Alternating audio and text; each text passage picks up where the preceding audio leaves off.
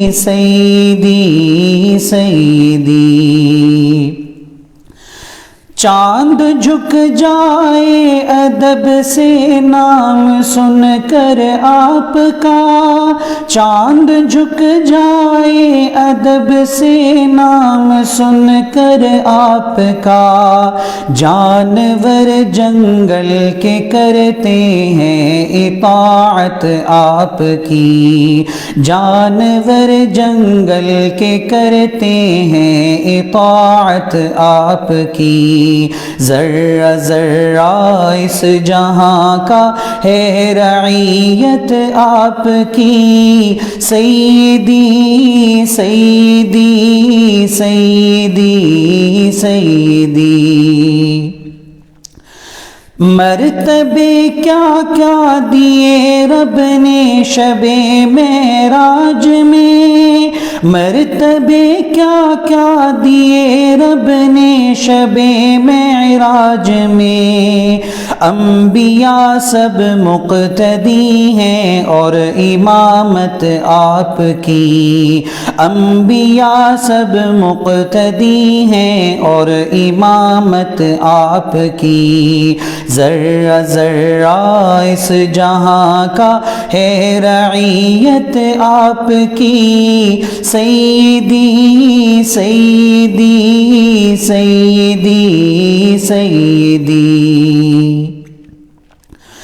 بوبکر فاروق عثمان حیدر و حسن و حسین، بوبکر فاروق عثمان حیدر و حسن و حسین، کیسے ناموں سے مرتب ہے جماعت آپ کی، کیسے ناموں سے مرتب ہے جماعت آپ کی، ذرہ ذرہ اس جہاں کا ہے رعیت آپ کی، سیدی سیدی سیدی سیدی روز محشر میرے آقا نعت خواں پر ہو نظر، روز محشر میرے آقا نعت خواں پر ہو نظر، حوض کوثر آپ کا ہے اور جنت آپ کی، حوض کوثر آپ کا ہے اور جنت آپ کی، ذرہ ذرہ اس جہاں کا ہے رعیت آپ کی، سیدی سیدی سیدی سیدی کس کے بس میں ہے احاطہ آپ کی تعریف کا، کس کے بس میں ہے احاطہ آپ کی تعریف کا، مختصر یہ ہے کہ قرآن ہے وضاحت آپ کی، مختصر یہ ہے کہ قرآن ہے وضاحت آپ کی، ذرہ ذرہ اس جہاں کا ہے رعیت آپ کی، سیدی سیدی سیدی سیدی کل زمانے پر مسلم بادشاہت آپ کی، ذرہ ذرہ اس جہاں کا ہے رعیت آپ کی، سیدی سیدی سیدی سیدی سیدی سیدی سیدی سیدی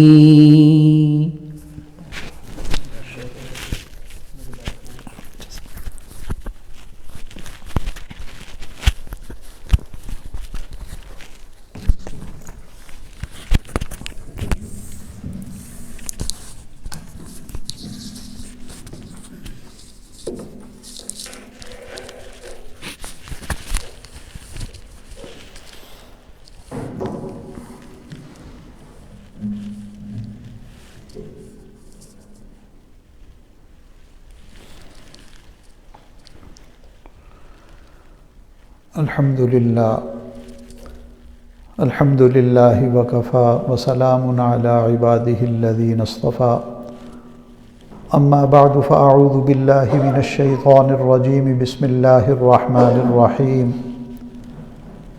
یا ایہا الذین آمنوا توبوا الی اللہ توبۃ نصوحا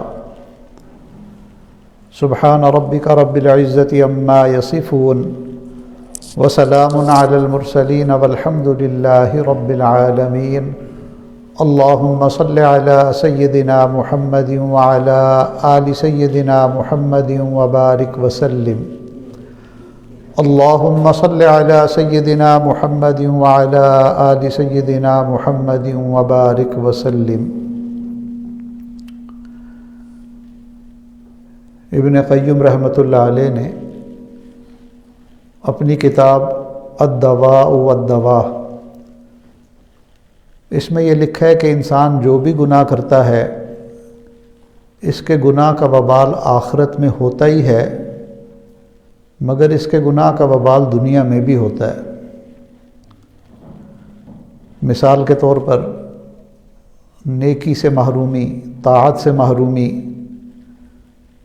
تو گناہوں کی یہ تاثیر ہوتی ہے کہ بندے کا نیکی کرنے کو دل ہی نہیں چاہتا، نماز کو جی نہیں چاہتا، تلاوت کرنے کو جی نہیں چاہتا، شریعت پر عمل کرنا اسے بوجھ محسوس ہوتا ہے۔ ایک اثر گناہوں کا یہ بھی ہوتا ہے کہ دل پر بوجھ محسوس ہوتا ہے، دل بے چین رہتا ہے۔ چنانچہ جو لوگ غلط قسم کے روگ پال لیتے ہیں ان کو نہ دن میں اطمینان ہوتا ہے نہ راتوں میں نیند آتی ہے، ہر وقت دل بے چین ہوتا ہے، دل کے اوپر ایک بوجھ اور خوف محسوس ہوتا ہے، ایسے لگتا ہے کہ سکون تو ان سے روٹ ہی گیا ہے۔ گناہوں کا ایک اثر یہ بھی ہوتا ہے کہ دعائیں قبول نہیں ہوتی۔ کئی لوگوں کو ہم نے دیکھا جو کہتے ہیں جی اللہ تو ہماری سنتا ہی نہیں، حالانکہ اللہ تعالیٰ تو سب کی سنتے ہیں۔ ان ربی لسمیع الدعاء، بے شک میرا رب تو دعاؤں کا سننے والا ہے،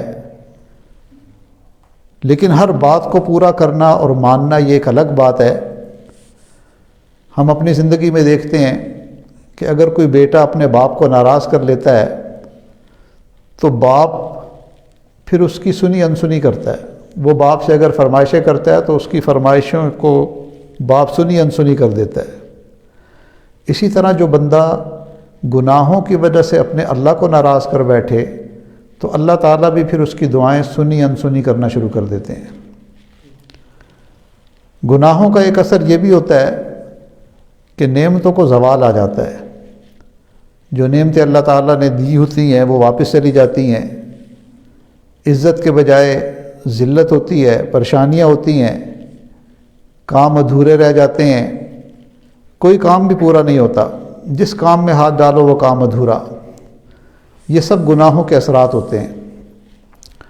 ان گناہوں کے اثرات سے بچنے کا ایک ہی طریقہ ہے کہ انسان اللہ رب العزت کے حضور سچی توبہ کرے۔ اس لیے ارشاد فرمایا یا ایھا الذین آمنوا، اے ایمان والوں، توبوا الی اللہ توبۃ نصوحا، تم اللہ رب العزت کے سامنے سچی توبہ کرو۔ توبہ کی بھی کچھ شرائط ہیں۔ توبہ یہ کہ انسان گناہوں کو چھوڑ دے، جو گناہ ہو چکے ہیں ان کے بارے میں ندامت ہو، پشیمانی ہو، اور تیسرا آئندہ گناہ نہ کرنے کا دل میں عزم ہو۔ یعنی توبہ کرتے وقت اس کے دل کا جذبہ یہ ہو کہ اب میں گناہ نہیں کروں گا، اور اگر وہ گناہ حقوق العباد سے متعلق ہے تو ان حقوق کو واپس کرے یا معافی مانگے۔ یہ توبہ کی شرائط میں سے ہے۔ اور ایک شرط گناہ سے توبہ کی یہ بھی ہے کہ انسان گناہ اللہ تعالیٰ کے ڈر کی وجہ سے چھوڑے۔ توبہ کرے تو اللہ تعالیٰ کے ڈر کی وجہ سے، اگر کسی اور نیت کی وجہ سے گناہ چھوڑا تو وہ نہیں توبہ کہلائے گی۔ کئی مرتبہ اس لیے بھی لوگ گناہ چھوڑ دیتے ہیں جی بدنامی ہوگی، برے لوگوں کے ساتھ اٹھوں بیٹھوں گا تو میں بھی بدنام ہو جاؤں گا، تو بدنامی کے ڈر سے اگر گناہ چھوڑا تو یہ توبہ نہیں ہے۔ کئی مرتبہ گناہ چھوڑتے ہیں کہ گناہ کا موقع ہی نہیں ملتا۔ اب گناہ کے مواقع کے نہ ملنے کی وجہ سے گناہ نہیں ہو رہے تو اس کا یہ مطلب نہیں کہ یہ توبہ ہے۔ گناہ کا موقع ہو پھر گناہ نہ کرے، اور کئی مرتبہ گناہ کرنے کی اب طاقت ہی نہیں رہی، نہ جسم میں طاقت ہے نہ جیب میں مال ہے، اب گناہ پر دسترس اور قدرت نہیں رہی تو بندہ توبہ کر لے۔ توبہ کا مقصد فقط اللہ کا ڈر ہو، اللہ کی رضا ہو۔ کئی مرتبہ اس لیے بھی بندہ چھوڑ دیتا ہے کہ جی اس سے بیماری لگ جاتی ہے، تو بیماری کے ڈر سے چھوڑ دیا گناہ، یا نقصان کی وجہ سے گناہ کو چھوڑ دیا۔ جوا کھیلتا تھا وہ جس میں تو بہت لاس ہو جاتا ہے، تو مال کی محبت کی وجہ سے نقصان کے ڈر سے اس کو چھوڑ دینا یہ توبہ نہیں کہلائے گا۔ توبہ کی شرط یہ ہے کہ انسان گناہ کو اللہ رب العزت کے ڈر کی وجہ سے چھوڑے۔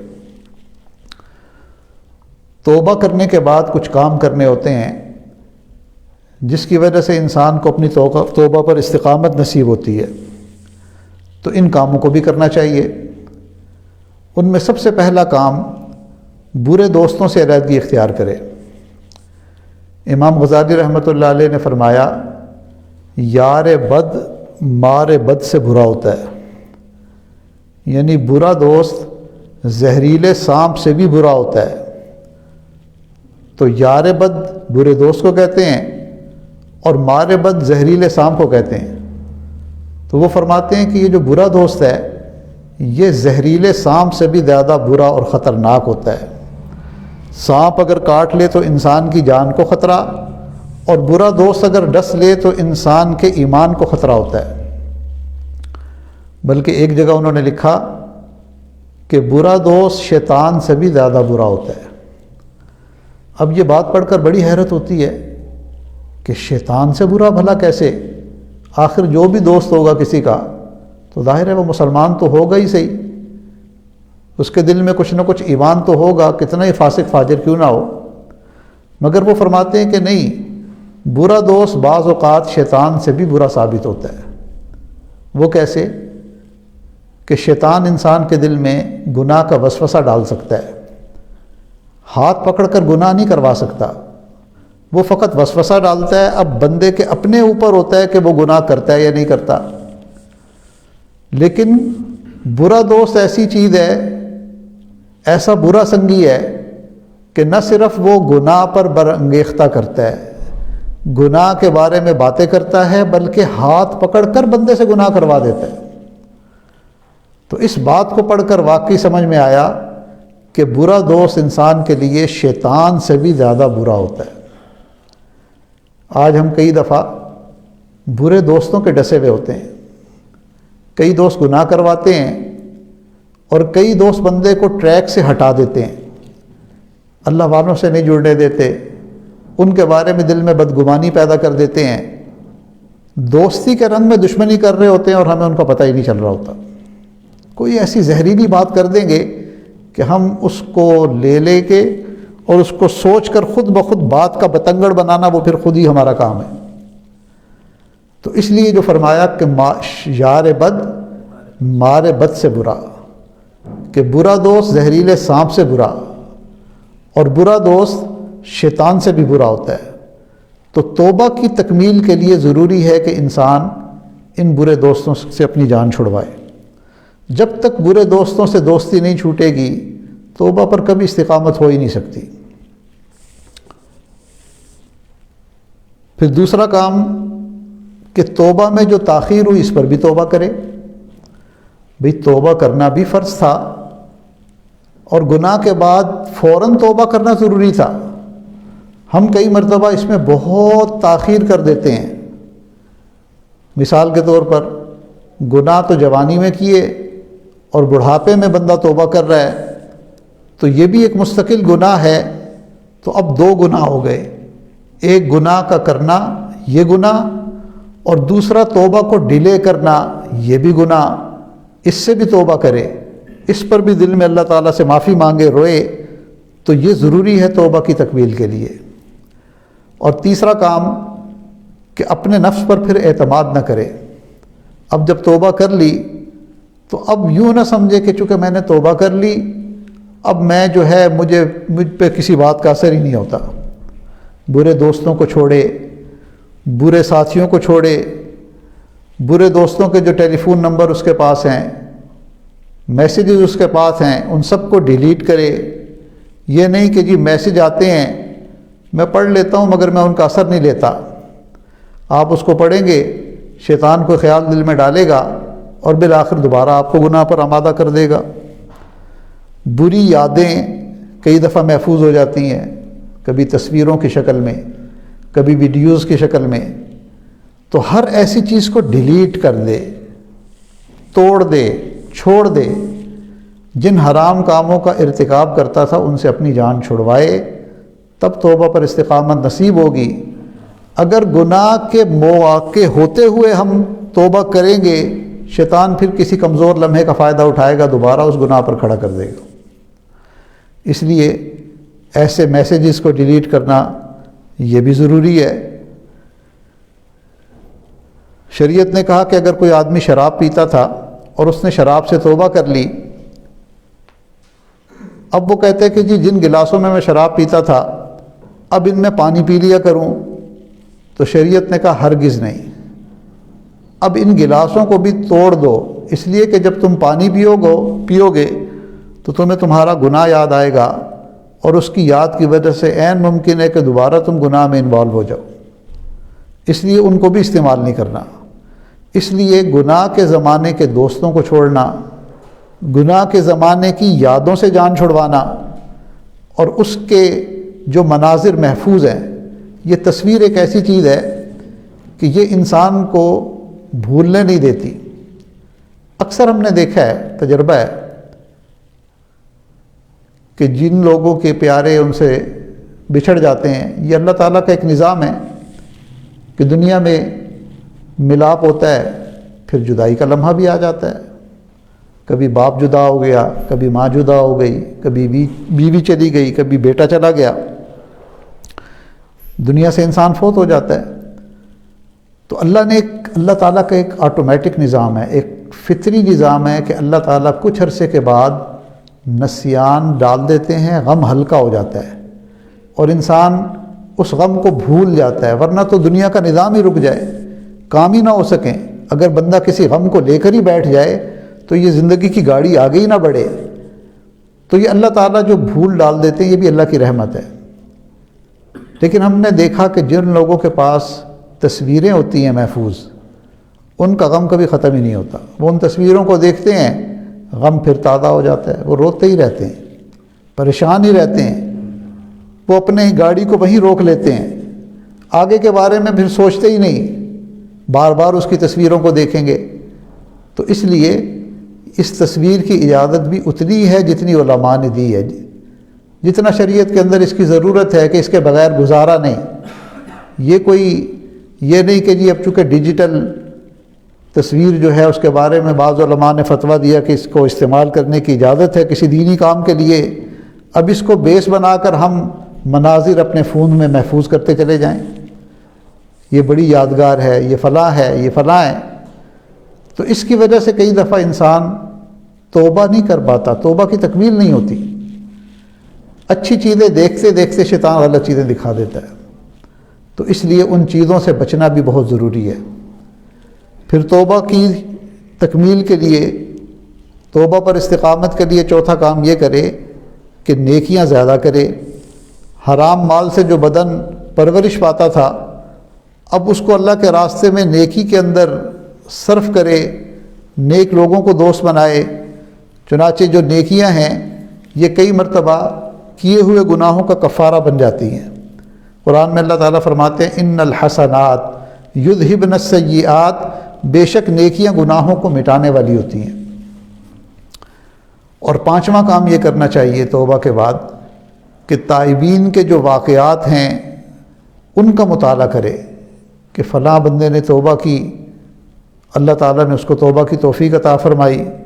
تو احادیث کے اندر بھی بہت سے واقعات ہیں، ان کا تذکرہ ہے کہ وہ کیسے سچی توبہ کرنے والے لوگ تھے. صحابہ کرام ان کے اندر گناہ کے نقصانات کو وہ بہت اچھی طرح جانتے تھے، اس لیے جب تک توبہ نہیں کرتے تھے انہیں چین نہیں ملتا تھا۔ احادیث کے اندر ایسے واقعات بھی آئے ہیں کہ ایک صحابیہ عورت تھی، وہ نبی علیہ السلام کی خدمت میں آئی اور عرض کیا کہ اللہ کے حبیب مجھ سے بڑا گناہ ہو گیا۔ تو نبی علیہ السلام نے اپنا چہرہ پھیر لیا، جیسے سنا ہی نہیں۔ وہ اس سائڈ سے آئی، اے اللہ کے نبی مجھ سے بڑا گناہ ہو گیا۔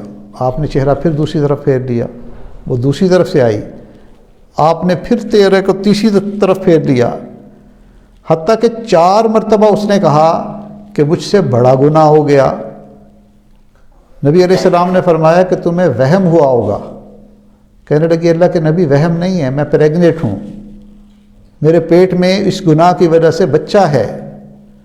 اب جب اتنا اس نے واضح انداز میں نبی علیہ السلام کے سامنے کھل کر بتایا تو اللہ کے محبوب نے فرمایا کہ اچھا، جب تمہارے ہاں بچے کی پیدائش ہو جائے، ولادت ہو جائے تو میرے پاس واپس آنا۔ اب وہ صحابیہ چلی جاتی ہے، مگر اسے راتوں کو نیند نہیں آتی، سکون نہیں ملتا۔ وہ سوچتی تھی کہ اگر اسی حال میں مر گئی تو میں اللہ کو کیا منہ دکھاؤں گی، کل قیامت کے دن میں نبی علیہ السلام کا سامنا کیسے کروں گی۔ بچے کی ولادت ہوتی ہے تو وہ ایک دن بچے کو لے کر آئی کہ اللہ کے نبی بچے کی ولادت ہو گئی، اب آپ مجھے پاک کر دیجئے۔ اب بتائیں کہ 9 مہینے کا وقت تھا، ان 9 مہینوں میں وہ چاہتی تو وہ اپنے ارادے سے باز بھی آ سکتی تھی، وہ کہیں موو ہو کر چلی جاتی، دوسرے شہر میں چلی جاتی، وہ کہہ دیتی کہ بھئی میں توبہ کر لوں گی، اللہ معاف کر دیں گے۔ مگر اس کے دل میں یہ بات جم چکی تھی کہ مجھ سے جو گناہ ہوا ہے، جب تک میں اس گناہ سے پاک نہیں ہوں گی، میں اللہ تعالیٰ کے سامنے شرمندگی کی حالت میں، اس ناپاکی کی حالت میں قیامت کے دن کھڑا نہیں ہونا چاہتی۔ چونکہ وہ جانتی تھی کہ اللہ رب العزت زناکار سے ناراض ہو جاتے ہیں، اور زناکار آدمی جب تک سچی توبہ نہ کرے وہ پاک نہیں ہوتا۔ وہ ڈرتی تھی کہ ایسا نہ ہو کہ قیامت کے دن اس گناہ کے ساتھ مجھے اللہ کی بارگاہ میں کھڑا ہونا پڑے۔ وہ صحابیہ جانتی تھی کہ قیامت کے دن جب زناکار عورت اللہ کے سامنے پیش ہوگی یا زناکار مرد اللہ کے سامنے پیش ہوگا تو اللہ تعالیٰ اپنے چہرہ انور کو ہٹا لیں گے، اللہ ایسے زانی مرد اور عورت کی طرف دیکھنا پسند نہیں کریں گے۔ اندازہ لگائیں کتنی شرمندگی ہوگی کہ قیامت کے دن اللہ اپنی نظر رحمت سے ہی محروم کر دیں، دیکھنا ہی پسند نہ کریں۔ وہ جانتی تھی کہ قیامت کے دن جو زناکار ہوں گے، ہوا کا جھونکا آئے گا اور وہ بے لباس ہو جائیں گے سب کے سامنے۔ کتنی شرم آئے گی جب اولین اور آخرین کے مجمع کے سامنے خود بخود ایک عورت کے جسم سے لباس اتر جائے، ایک مرد کے جسم سے لباس اتر جائے تو کتنی شرمندگی ہوگی۔ پھر حدیث پاک میں آتا ہے کہ اس عورت کو جب جہنم میں پھینکا جائے گا تو جیسے مرغے کو روسٹ کرتے وقت الٹا لٹکایا جاتا ہے، ایسے ہی بدکار عورتوں کو جہنم کے اندر پستانوں کے بل الٹا لٹکایا جائے گا۔ اب اندازہ کریں کہ انسان کے جسم کا یہ کتنا نازک حصہ ہے، یہاں تو ہاتھ ہی ذرا سخت لگ جائے تو کتنی تکلیف ہوتی ہے، اگر اس کو لوہے کے راڈ میں ڈال کر اس کے بل پر الٹا لٹکایا جائے تو جیسے مرغی کو روسٹ کیا جاتا ہے جہنم میں اس طرح بھونا جائے تو کتنی تکلیف ہوگی۔ مگر احادیث کے اندر ان سزاؤں کی تفصیل بھی آئی ہے۔ اللہ کے نبی بشیر بھی تھے اور اللہ کے محبوب نذیر بھی تھے، ڈرانے والے بھی تھے، تو نبی علیہ السلام نے کھول کھول کر یہ باتیں بتائی۔ تو اس صحابیہ کے دل میں یہ بات بیٹھ گئی تھی کہ یہ سب مراحل پیش آ سکتے ہیں، ہم سنتے ہیں مگر ہمارے پاس یقین کا وہ درجہ نہیں ہوتا، اس لیے ہمیں فکر نہیں ہوتی۔ تو ان کو فکر لگ گئی تھی۔ پھر وہ جانتی تھی کہ جہنم میں ایک غار ہوگا جو بچھوؤں کا غار ہوگا، زنا کرنے والا مرد اور عورت اس کو اس غار میں دھکیل دیا جائے گا، اور اس میں اونٹ کے برابر بڑے بڑے بچھو ہوں گے لاکھوں کی تعداد میں، اور وہ اس جہنمی کے جسم سے یوں لپٹ جائیں گے جیسے شہد کے چھتے پر شہد کی مکھیاں لپٹ جاتی ہیں۔ وہ اس کے جسم کے ایک ایک ٹشو پہ ڈنگ ماریں گے اور وہ زہر اس کے پورے جسم میں سرایت کرے گا، تو کتنی تکلیف ہوگی۔ اس کے دل میں یہ فکر تھی، تو اس لیے اس نے 9 مہینے انتظار بھی کیا اور بچے کی ولادت کے بعد پھر نبی علیہ السلام کی خدمت میں آئی اور کہا کہ اللہ کے نبی آپ مجھے پاک کر دیجیے۔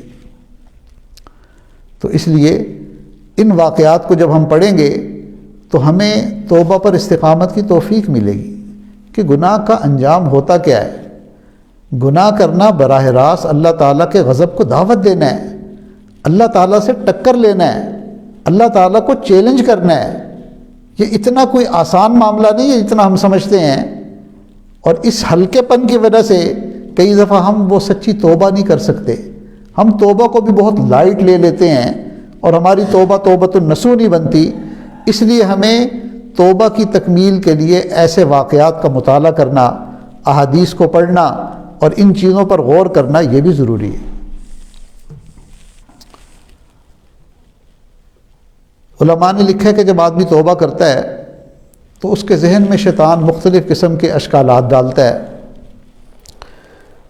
ایک اشکال تو یہ ڈالتا ہے، یعنی ذہن میں سوال ڈال دیتا ہے کہ جی میرے گناہ تو بہت زیادہ ہیں، میں نے تو بڑے بڑے گناہ کیے ہیں، اب اتنے گناہ کیسے معاف ہوں گے؟ تو بھئی ہمارے گناہ جتنے بھی زیادہ ہوں، اللہ رب العزت کی رحمت اس سے بھی زیادہ ہے، اللہ تعالیٰ اس سے بھی زیادہ بلند و بالا ہیں۔ اس لیے ایک حدیث قدسی کا مفہوم ہے کہ میرے بندے، اگر تیرے گناہ آسمان کے ستاروں کے برابر ہیں، اگر تیرے گناہ دنیا کی ساری ریت کے ذرات کے برابر ہیں، اگر تیرے گناہ دنیا کے جتنے بھی درخت ہیں ان کے پتوں کے برابر ہیں، اگر تیرے گناہ سمندر کی جھاگ کے بھی برابر ہیں، تب بھی تیرے گناہ تھوڑے ہیں، اللہ کی رحمت بہت بڑی ہے۔ جب بھی تو سچے دل کے ساتھ اللہ تعالیٰ سے معافی مانگے گا، اللہ تیرے سب گناہوں کو معاف فرما دیں گے۔ اللہ نے قرآن پاک میں فرمایا، قل، میرے محبوب آپ اناؤنس کر دیجئے، اعلان کر دیجئے، یا عبادی الذین اسرفوا علی انفسہم، میرے ان بندوں کو بتا دیجئے جنہوں نے اپنی جانوں پر ظلم کیے، لا تقنطوا من رحمت اللہ، اللہ تعالیٰ کی رحمت سے نا امید ہونے کی ضرورت نہیں، ان اللہ یغفر الذنوب جمیعا، اللہ سب گناہوں کو معاف فرما دے گا۔ تو اس پر ہم اپنے دل میں یقین پیدا کریں کہ جب توبہ کی توفیق اللہ نے دل میں ڈال دی تو اب ہمیں توبہ سے رکنا نہیں ہے۔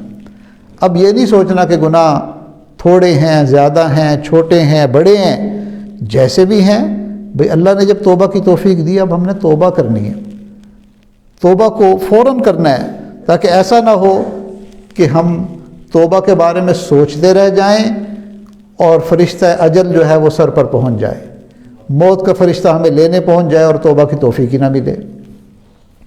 بخاری شریف کی روایت ہے کہ ایک بندے نے 100 آدمیوں کو قتل کیا، اب اس کو ندامت ہوئی تو اس نے چاہا کہ میں توبہ کروں، چنانچہ وہ علماء کی، اللہ والوں کی بستی کی طرف توبہ کی نیت سے چل پڑا کہ نیک لوگوں کی صحبت میں جاؤں گا اور ان کے سامنے ان کو اپنی توبہ پہ گواہ بنا لوں گا، ان کے سامنے توبہ کروں گا۔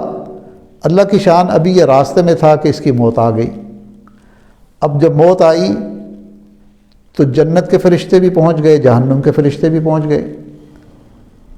جنت کے فرشتے کہنے لگے کہ یہ توبہ کی نیت سے چل پڑا تھا، اسے ہم لینے آئے ہیں۔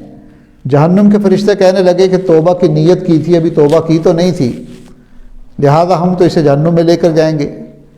اللہ تعالیٰ کے سامنے معاملے کو پیش کیا گیا۔ اللہ رب العزت نے فرمایا کہ تم اس کے راستے کی پیمائش کرو، اگر یہ اپنے گھر سے قریب تھا اور اگلی بستی دور تھی تو جہنم میں لے جاؤ، اور اگر یہ توبہ والی بستی کے قریب تھا اور گھر دور تھا تو جنت میں لے جاؤ۔ حدیث پاک میں آتا ہے کہ فرشتوں نے جب پیمائش کی تو جہاں بالکل راستے کا نصف تھا اس جگہ اس کو موت آئی، مگر یہ گرا اس طرف جو توبہ کی بستی تھی۔ اللہ رب العزت نے اسی کو بہانہ بنایا اور اس کے سارے گناہوں کو معاف فرما دیا۔ تو اللہ تعالیٰ کی رحمت بہت وسیع ہے، اللہ تعالیٰ کی رحمت سب کے سب گناہوں کو معاف کرنے کے لیے کافی ہے۔ کئی مرتبہ توبہ کے بارے میں اشکال یہ آتا ہے کہ بھائی میں توبہ تو کرنا چاہتا ہوں مگر لوگ مجھے زبردستی گناہ کروا دیتے ہیں، میرے دوست ایسے ہیں، میری گیدرنگ ایسی ہے، صحبت ایسی ہے، میرے آفس میں کولیگ ایسے ہیں کہ وہ میرے پیچھے ہی پڑے رہتے ہیں، انہوں نے تو مجھے ٹارگٹ بنایا ہوا ہے۔ چنانچہ وہ مجھے توبہ پر آنے نہیں دیتے۔ تو بھائی یاد رکھیں کہ جب انسان دل میں توبہ کا پکا ارادہ کر لے تو کوئی بندہ اس کو اس کی توبہ سے ہٹا نہیں سکتا۔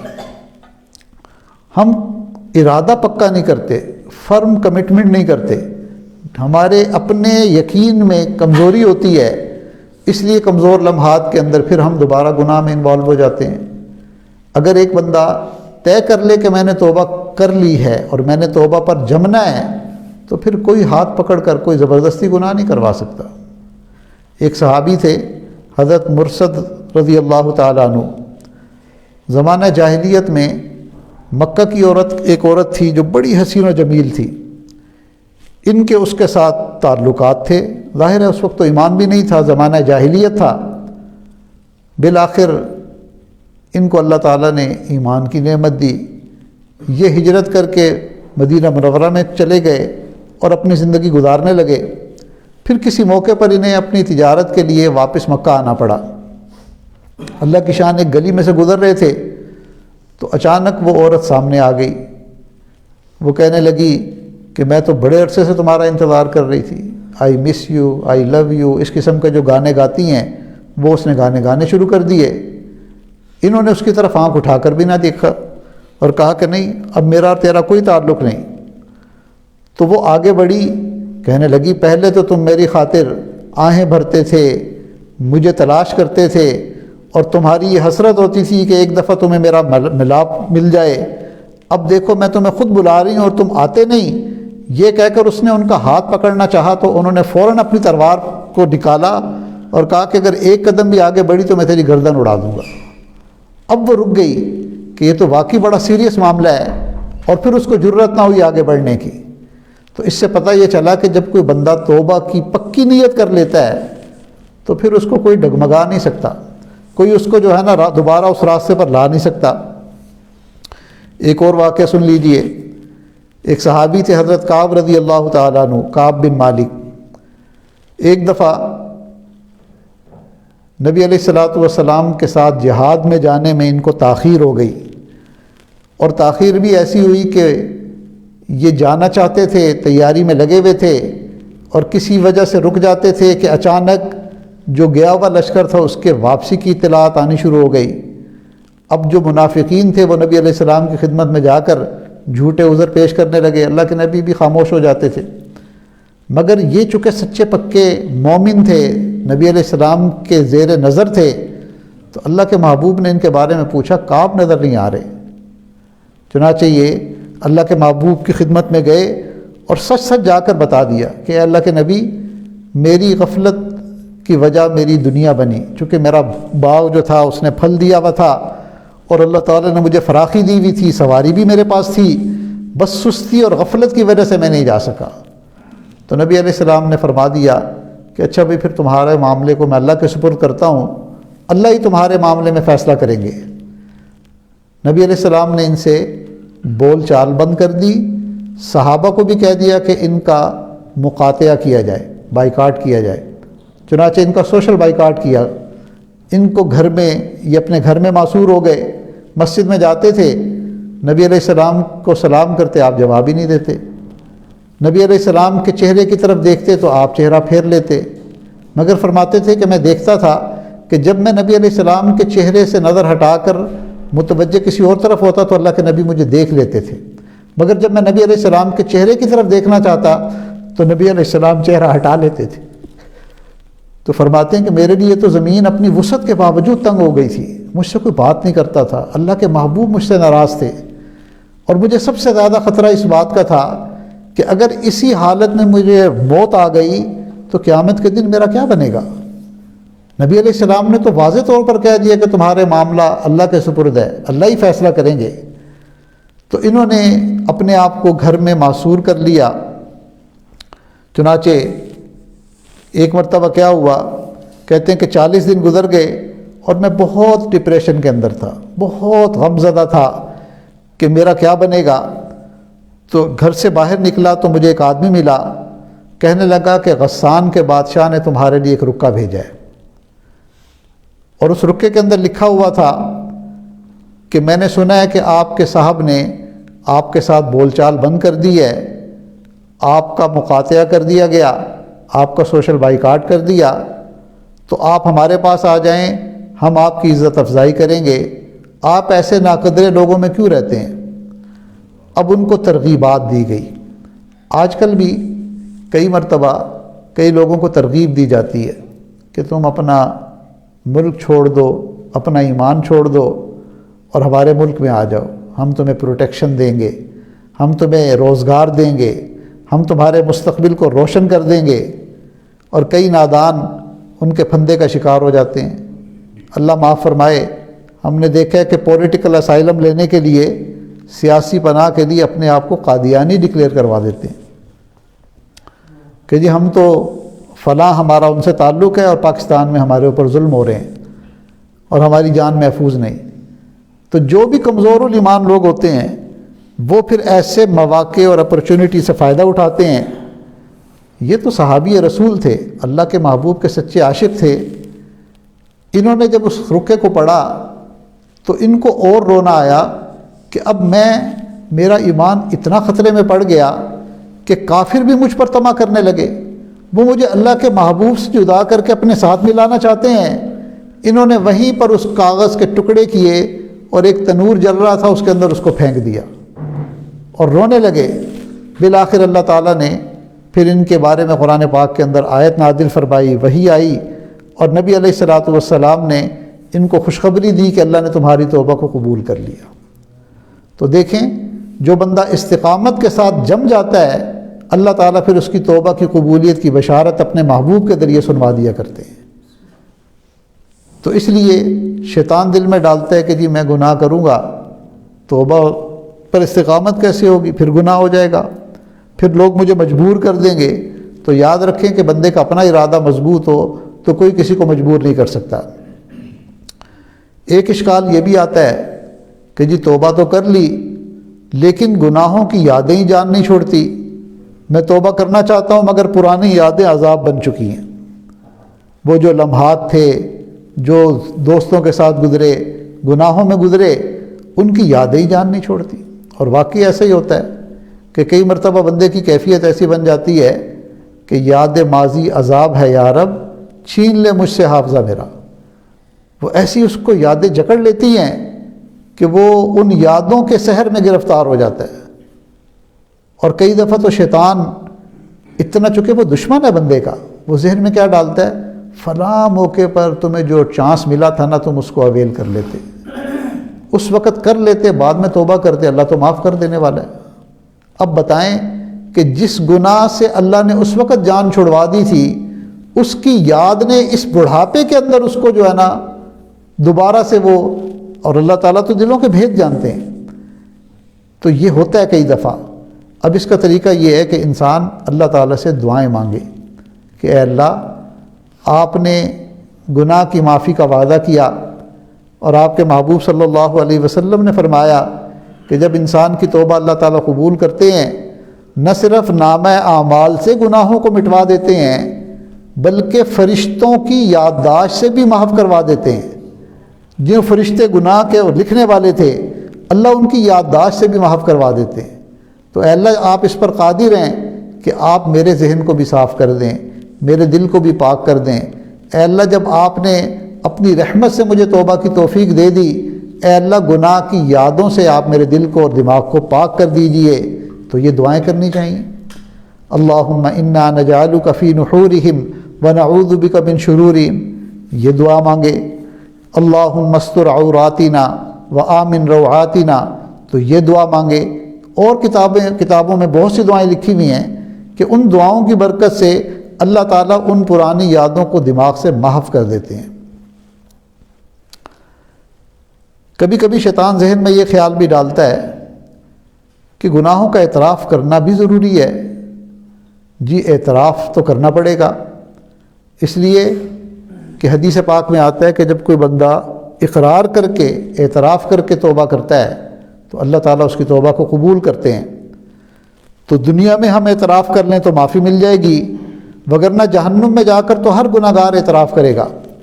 قرآن مجید کی سورہ ملک کے اندر اللہ تعالیٰ فرما رہے ہیں کہ جہنمیوں کے جب گروہوں کو جہنم میں ڈالا جائے گا تو فرشتے پوچھیں گے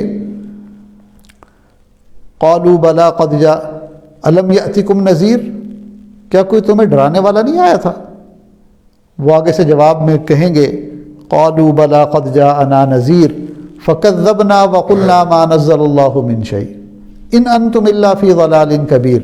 ڈرانے والا تو آیا تھا، ہمیں سمجھانے والوں نے سمجھایا، مگر ہم نے انہی کو غلط ثابت کر دیا۔ ہم نے کہا کہ تم خود گمراہی کے اندر مبتلا ہو۔ تو کافر نبی علیہ السلام کو جھٹلا دیتے تھے اور کہتے تھے کہ تم یہ جو کچھ آپ پہ نازل نہیں ہوا، ما نزل اللہ من شیء ان انتم الا فی ضلال کبیر، آپ کھلی ہوئی بڑی گمراہی میں مبتلا ہیں۔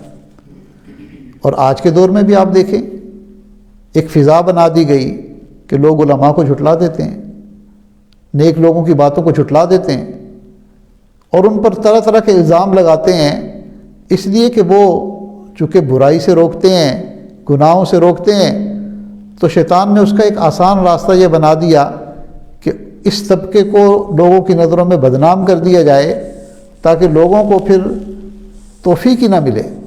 تو یہ جہنمیوں کا وصف ہوگا کہ جہنمی کہیں گے کہ ہمیں ڈرانے والوں نے ڈرایا تھا مگر ہم نے ان کو جھٹلا دیا۔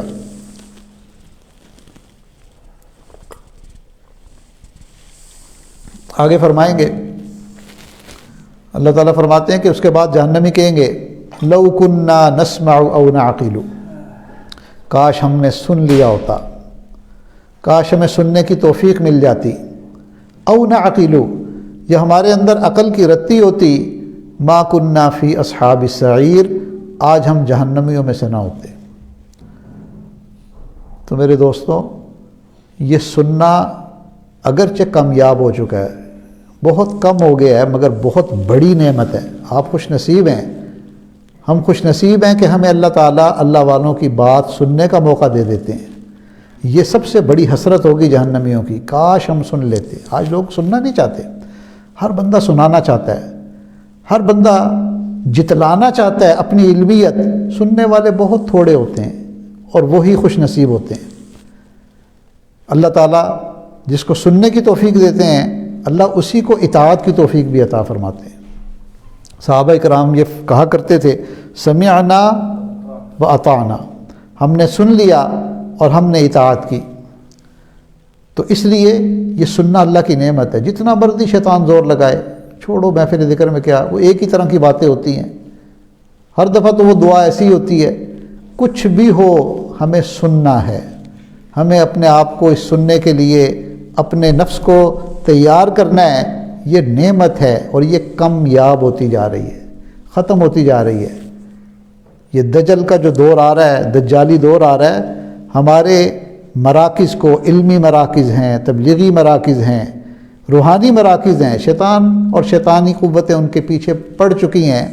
ہمیں اس وقت میں زیادہ جڑنے کی ضرورت ہے۔ شیطان تو یہی چاہتا ہے انہیں مسجدوں سے دور کر دو، علماء سے دور کر دو، اللہ والوں سے دور کر دو۔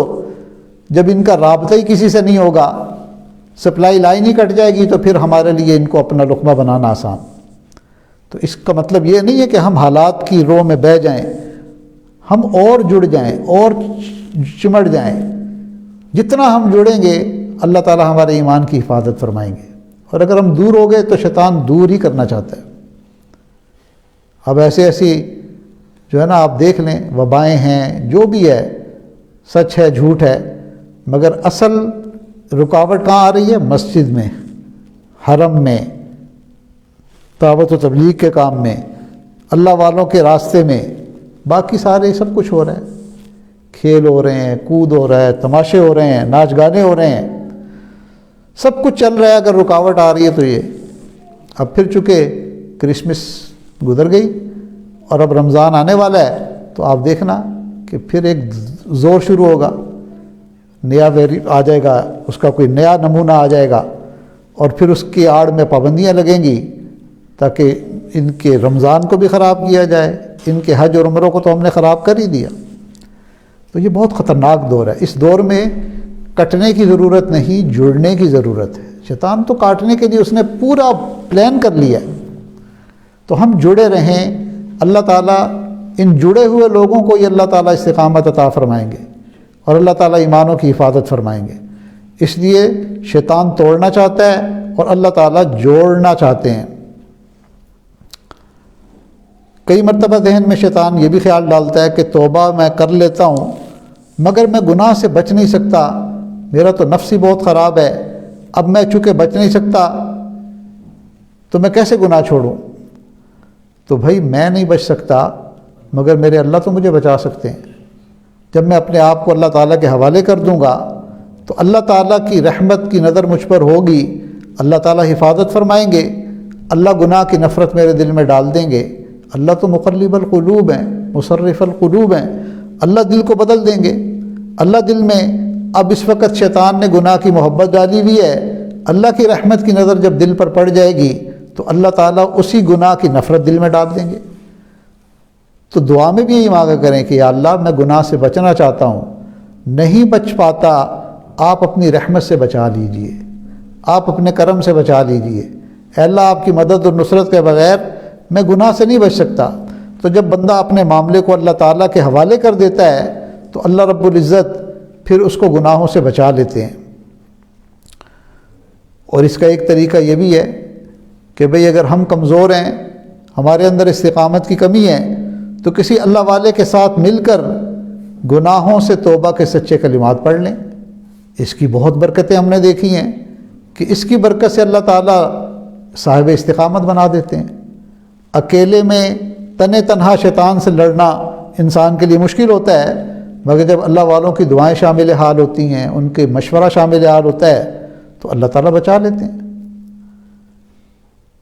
اس عاجز نے شاید پہلے بھی کسی مجلس میں آپ کو بتایا تھا کہ آج لوگ سمجھتے ہیں کہ جی اللہ والوں کے ساتھ جڑنا کیوں ضروری ہے، کسی کو اپنا مرشد بنانا، پیر بنانا، گائیڈ بنانا کیوں ضروری ہے، جبکہ میں سمجھدار بھی ہوں، پڑھا لکھا بھی ہوں، صاحب فہم و ذکا بھی ہوں، میں تو خود ڈیسیجن لے سکتا ہوں، اپنی زندگی کے فیصلے کر سکتا ہوں، میں قرآن کا ترجمہ پڑھ سکتا ہوں۔ تو بھائی اس سے کوئی انکار نہیں کہ آپ سب کچھ ہیں، مگر ذرا سوچئے تو صحیح کہ آج کے دور میں یہ بات سمجھنا آسان ہو گیا۔ کئی مرتبہ ہم نے دیکھا ہے کہ ایک چیمپئن ٹیم ہے، اس ٹیم کا ہر کھلاڑی چیمپئن ہے اور وہ ورلڈ کپ جیتی ہوئی ٹیم ہے، مگر اس ٹیم کو بھی آج کے دور میں یہ کہتے ہیں کہ جی اس کو بھی کوچ کی ضرورت ہے۔ اب حالانکہ انہیں کوئی سکھاتا تو نہیں، چاہے کرکٹ کی ٹیم ہے، چاہے فٹ بال کی ہے، ہاکی کی ہے۔ اب جو بندہ نیشنل لیول پر پہنچ گیا، جو اپنے ملک کی نمائندگی کر رہا ہے، جو ایک ورلڈ چیمپئن ٹیم کا حصہ بن گیا، تو اسے سکھانے کی ضرورت ہے؟ وہ تو سب کچھ جانتا ہے، مگر کہتے ہیں نہیں، اس کو اپنی امپرومنٹ کے لیے کوچ کی ضرورت پھر بھی ہے۔ وہ ان کو طریقہ کار بتائے گا، وہ ان کو دشمن کی کمزوریاں بتائے گا، وہ اسٹریٹجی بنا کر دے گا کہ تم لوگوں نے کیسے مقابلہ کرنا ہے، اور بالآخر جو اس پر جتنا عمل کرے گا وہ کامیاب ہو جائے گا۔ تو اگر ورلڈ چیمپئن ٹیم کے کھلاڑیوں کو کوچ کی ضرورت ہے تو ہم اتنے کوئی ماہر تو نہیں، اتنے کوئی قابل تو نہیں کہ ہمیں کسی مرشد کی ضرورت ہی نہیں، کسی گائیڈ کی ضرورت ہی نہیں، کسی سمجھانے والے کی ضرورت ہی نہیں۔ ایک اور مثال سے آپ کو بات سمجھ میں آ جائے گی۔ آج کل جو نئی گاڑیاں ہیں نا، ان گاڑیوں میں جی پی ایس سسٹم ہوتا ہے، اسے کہتے ہیں گلوبل پوزیشننگ سسٹم۔ کوئی چند درجن کے قریب سیٹلائٹ ہیں جو فضا کے اندر ہوتی ہیں، اور اس کا رابطہ ان سیٹلائٹ سے ہوتا ہے، تو جہاں پر بھی ہو نا انسان، وہ پوزیشننگ واضح کر دیتے ہیں۔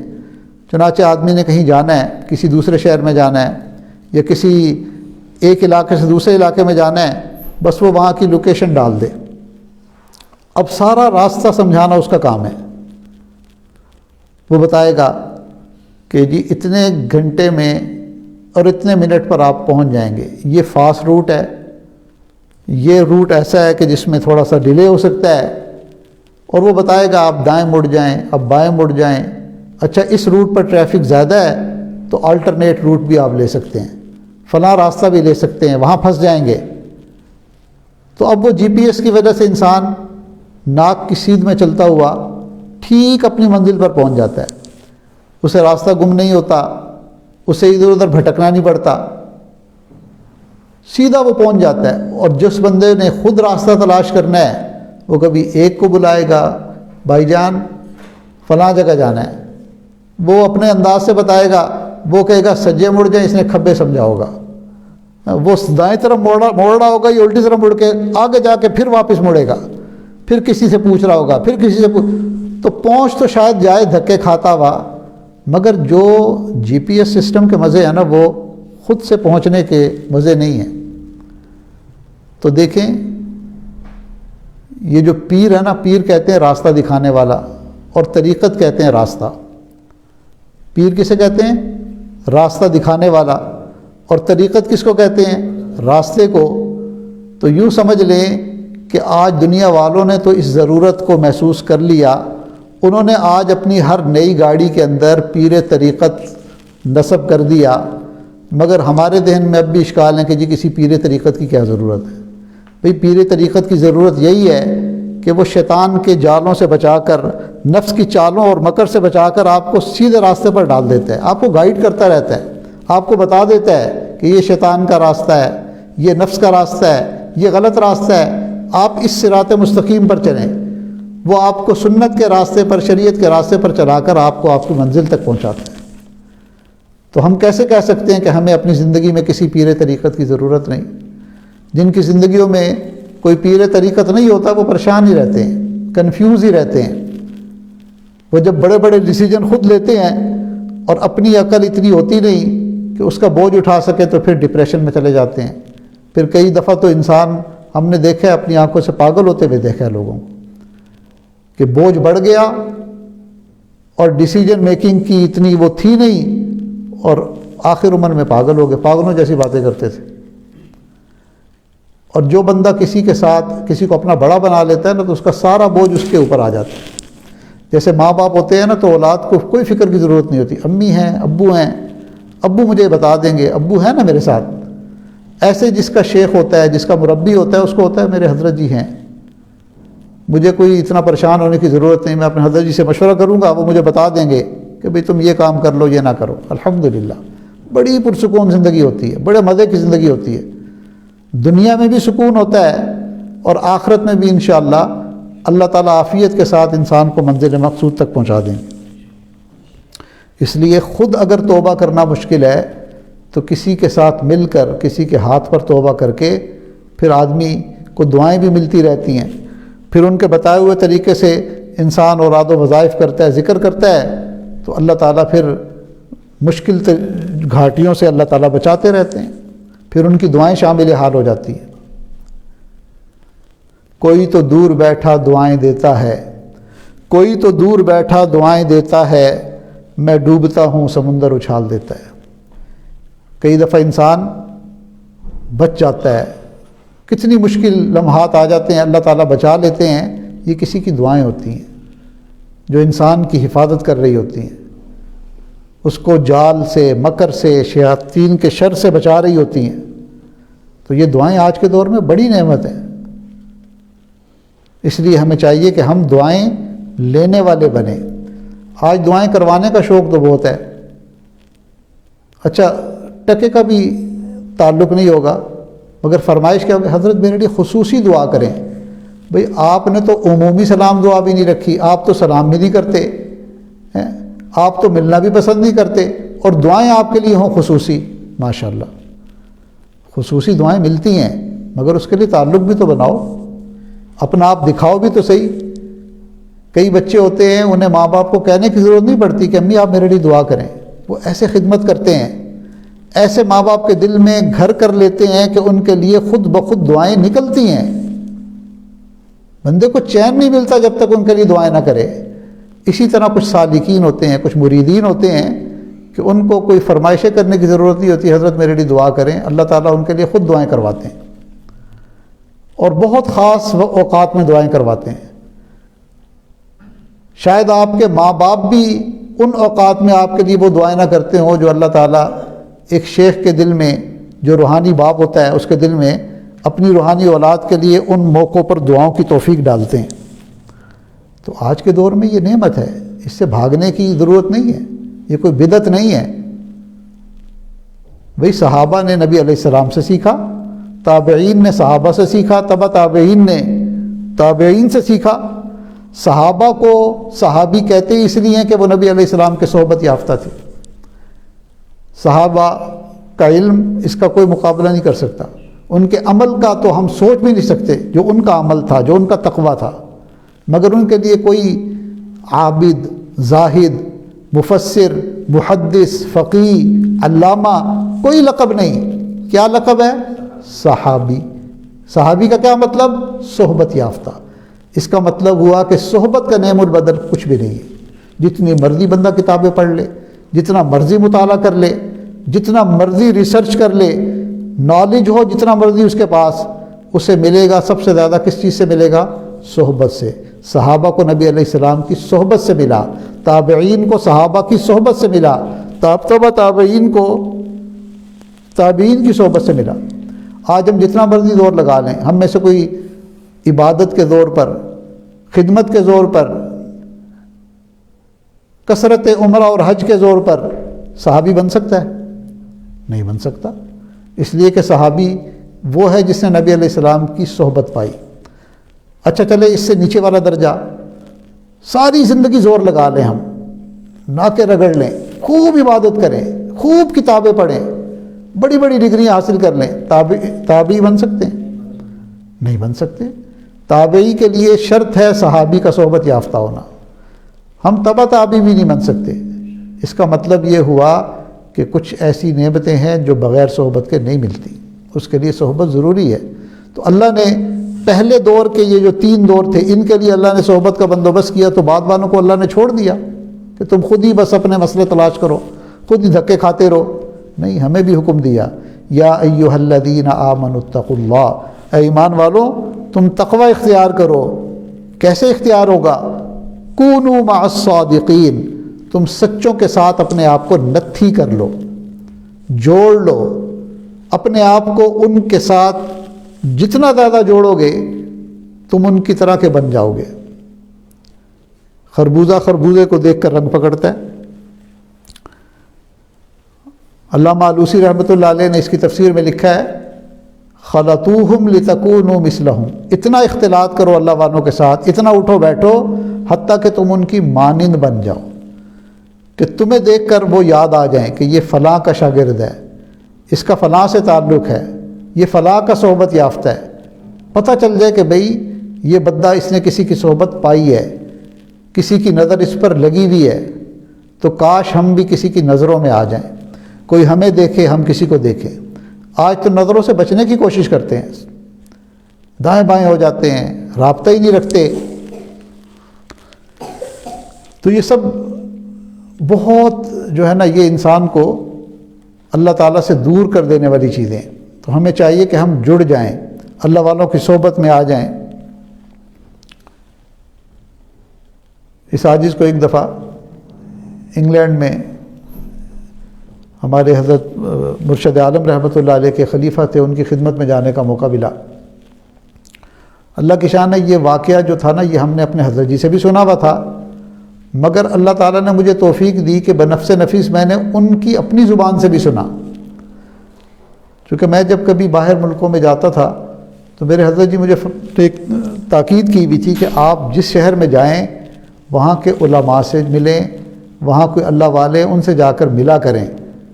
تو اس عادت کے مطابق مجھے پتہ چلا کہ حضرت مرشد عالم کے خلیفہ فلاں شہر کے اندر ہیں، تو میں ان کی خدمت میں چلا گیا۔ تو وہ اپنا واقعہ خود ہی بتانے لگے، کہنے لگے کہ میں حرم کے اندر طواف کر رہا تھا اور دعائیں مانگ رہا تھا کہ اللہ مجھے کسی اللہ والے سے ملا دے۔ تو طواف کے دوران میری نظر حضرت مرشد عالم غلام حبیب رحمۃ اللہ علیہ ان کے چہرے پر پڑی، وہ بیٹھے ہوئے تھے اور ان کا چہرہ چمک رہا تھا، اور سفید لباس والے کچھ لوگ ان کے ارد گرد بیٹھے ہوئے تھے۔ کہتے ہیں میں نے اپنا طواف مکمل کیا، حضرت کی خدمت میں پہنچ گیا اور میں نے حضرت سے سلام کیا، اور میں نے کہا کہ حضرت میں اپنے آپ کو آپ کے حوالے کرنا چاہتا ہوں۔ حضرت نے ان کو بیعت بھی کر لیا اور ان کا نام پتہ بھی معلوم کیا۔ فرماتے ہیں کہ اس کے بعد حضرت کچھ عرصے کے بعد حضرت کا سفر ہوا UK کا، تو حضرت ہمارے گھر تشریف لائے، تو الحمدللہ میری اہلیہ نے بھی بیعت کر لی، میرے سب بچوں نے بیعت کر لی۔ حضرت ہم سے بہت خوش ہوتے تھے کہ آپ ماشاءاللہ آپ کا پورا گھرانہ بڑا نیک ہے۔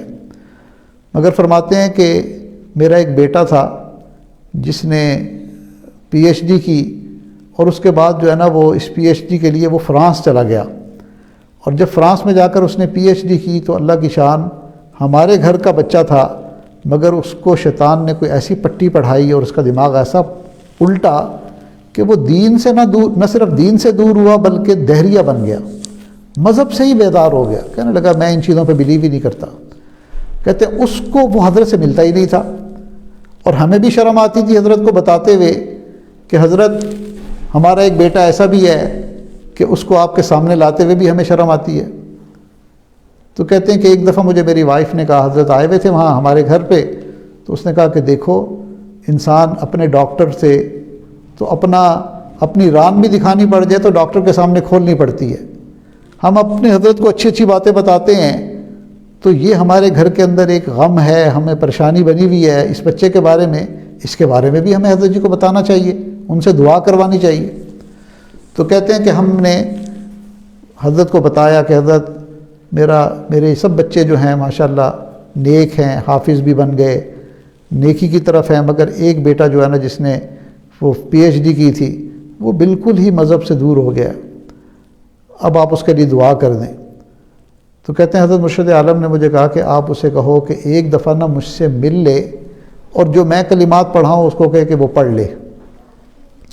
اب انہوں نے اپنے بیٹے سے کہا تو بیٹا کہنے لگا میں تو ان چیزوں پہ بلیو ہی نہیں کرتا، تو وہ پڑھائیں گے تو اس کا کیا فائدہ۔ تو ماں نے منت سماجت شروع کر دی کہ بیٹا دیکھو ہمارے حضرت جی ہیں، وہ پاکستان سے آتے ہیں، ہمارے لیے اتنی دعائیں کرتے ہیں، تم میری خاطر ایک دفعہ مل لو۔ اللہ نے اس کے دل کو ذرا نرم کر دیا، وہ حضرت مرشد عالم کے سامنے آیا تو حضرت نے اس کو بٹھا کر کہا کہ بچہ ان کلمات کو پیچھے پیچھے دہرا لو، تو توبہ کے کلمات پڑھا دیے۔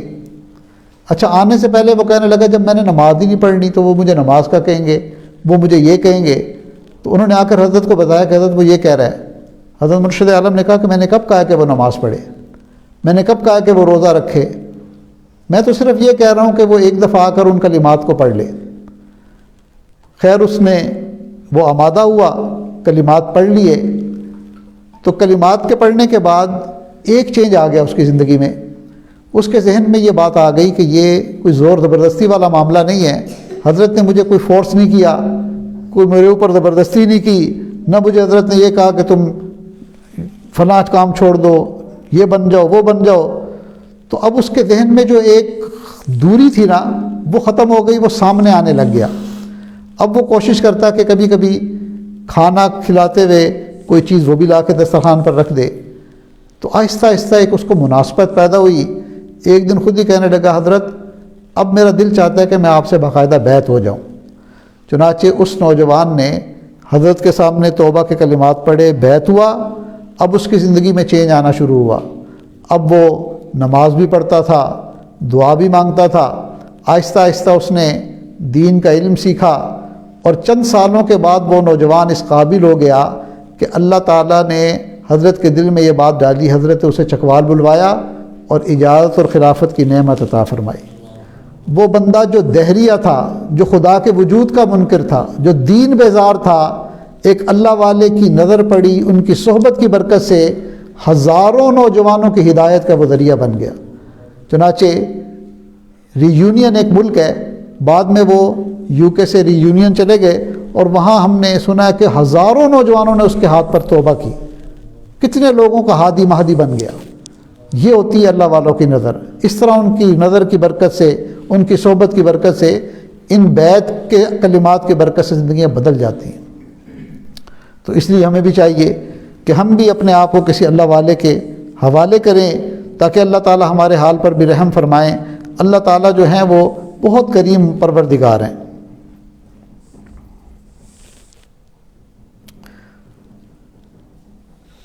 کبھی کبھی ذہن میں یہ خیال بھی آتا ہے کہ اچھا میں نے گناہ تو بہت کیے ہیں، مگر اللہ تعالیٰ غفور الرحیم ہے، اللہ تعالیٰ تو گناہوں کے بخشنے والے ہیں، تو اللہ ویسے ہی بخش دیں گے، مجھے توبہ کی کیا ضرورت ہے۔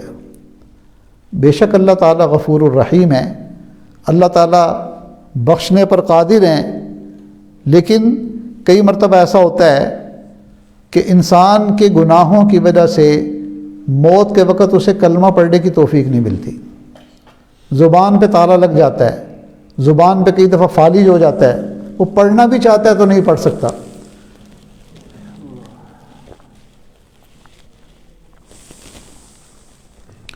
اور شیطان کا گناہ سے مقصود بھی یہی ہوتا ہے، وہ گناہ اس لیے نہیں کرواتا کہ یہ گناہ کر لے، اسے پتہ ہے جتنے بھی گناہ کرے گا توبہ سب گناہوں کو مٹا دے گی۔ اس کا مقصد گناہ سے یہ ہوتا ہے کہ بندے کو گناہ کروا کر اتنا بے حس بنا دے، اتنا غافل بنا دے کہ موت کے وقت اسے کلمہ ہی یاد نہ رہے۔ تو ٹارگٹ اس کا کیا ہوتا ہے؟ ایمان سے محروم کرنا، اور ایمان سے ڈائریکٹ محروم نہیں کر سکتا تو وہ گناہ کے ذریعے انسان کو غافل بناتا ہے۔ تو ٹھیک ہے بھائی، اللہ بخشنے والے ہیں، اللہ غفور الرحیم ہے، لیکن اگر ہم نے توبہ نہ کی اور اسی حالت میں موت آ گئی اور موت کلمے کے بغیر آئی تو پھر ہمارا کیا بنے گا؟ اس لیے ہم ہر وقت توبہ کریں، توبہ کے ذریعے اپنے معاملات کو درست کر لیں۔ ایک ڈاکٹر صاحب تھے جنہوں نے ایک کتاب لکھی، ان کا تعلق چونکہ تبلیغی جماعت سے تھا، تو وہ کہتے ہیں کہ ہم نے جماعت میں جا کر سیکھا تھا کہ بھئی ایمان کتنی بڑی دولت ہے، اور جس نے موت کے وقت کلمہ پڑھ لیا، من کان آخر کلامہ لا الہ الا اللہ دخل الجنہ، کہ جس کا آخری کلام لا الہ الا اللہ ہوگا وہ جنت میں چلا جائے گا۔ تو وہ کہنے لگے کہ پھر ہم نے کوشش شروع کر دی، تجربات کیے۔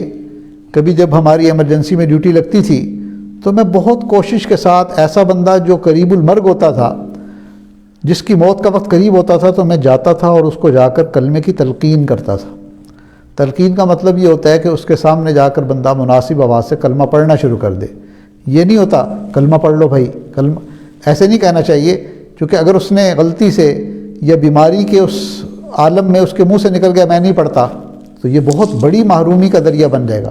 اس لیے حدیث میں آتا ہے کہ تلقین کا مطلب یہ ہوتا ہے کہ ذرا مناسب بلند آواز سے وہاں کلمے کا بندہ ورد شروع کر دے، تو جیسے بندے کو اپنا بھولا ہوا سبق یاد آ جاتا ہے، اسے بھی یاد آ جائے گا، وہ کلمہ پڑھ لے گا۔ تو وہ کہنے لگے کہ میرا تجربہ یہ ہے کہ 100 میں سے کوئی 5-6 بندے تھے جنہوں نے زبان سے کلمہ پڑھا، ورنہ اکثر کی زبان سے عجیب و غریب، کوئی تو ایسا تھا جس کی زبان سے گالیاں نکل رہی ہوتی تھی موت کے وقت، ہم کلمہ پڑھ رہے ہوتے تھے وہ گالیاں دے رہا ہوتا تھا، اور فحش گالیاں، ماں کی گالی، بہن کی گالی۔ پتہ یہ چلا کہ یہ وہ بندہ تھا جسے اپنی گفتگو میں گالی کی عادت تھی، وہ ماں بہن کی گالی ایسی دے دیتا تھا، اسے احساس ہی نہیں ہوتا تھا کہ میں کیا کر رہا ہوں۔ تو جس حالت میں اس کی زندگی گزری اسی حالت پر اس کی موت آئی۔ حدیث میں بھی آتا ہے کما تعیشون تموتون، تم جیسے جس حال میں زندگی گزارو گے اسی حال پر تمہاری موت آئے گی۔ کئی ایسے کہتا ہے کہ کوئی ایسا بھی ہوتا تھا جو اتنے روپے پاؤ، اتنے روپے پاؤ، اس طرح کی باتیں اس کے منہ سے، چونکہ وہ ہر وقت وہ چیزیں بیچ رہا ہوتا تھا، اکثر اس کی زبان پر وہ جملے تھے، تو موت کے وقت بھی جو ہے نا، باوجود اس کے کہ کلمے کی تلقین کی جا رہی ہے اور وہ اس قسم کی باتیں کر رہا ہے۔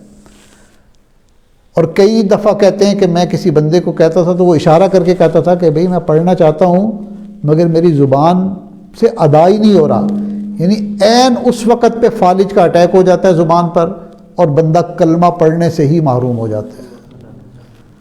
تو اس لیے ہمیں چاہیے کہ ہم گناہوں سے توبہ کرتے رہیں، جب بھی اللہ دل میں ڈالے فوراً توبہ کر لیں۔ اگر ہمارا نامہ اعمال صاف ہوگا تو انشاءاللہ موت کے وقت بے اختیار کلمہ زبان سے نکلے گا۔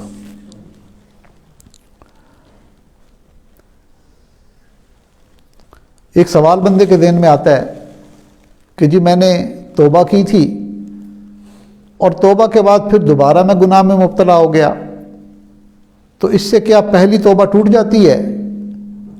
نہیں، اس سے پہلی توبہ نہیں ٹوٹتی۔ انسان جب گناہوں سے سچی پکی توبہ کر لیتا ہے اللہ اس کے سب گناہوں کو معاف کر دیتے ہیں۔ پھر دوبارہ گناہ ہو گیا تو اس سے بھی توبہ کر لے۔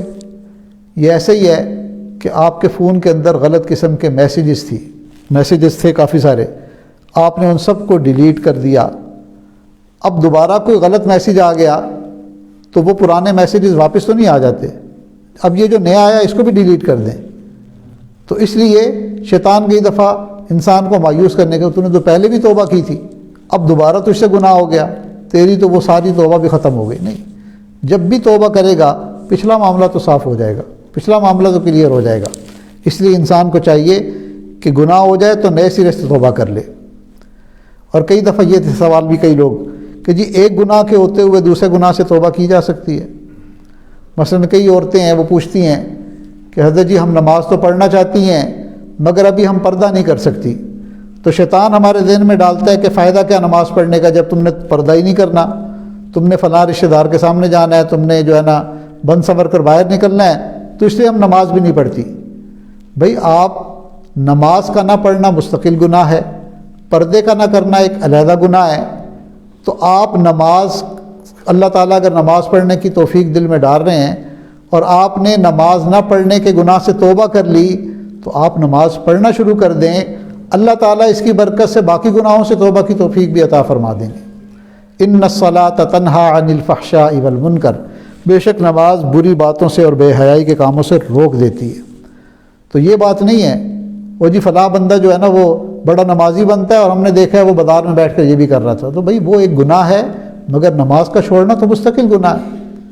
اگر وہ نماز بھی نہ پڑھ رہا ہوتا، وہ نیکی کا فلاں کام بھی نہ کر رہا ہوتا تو یہ گناہ اور جمع ہو جاتے.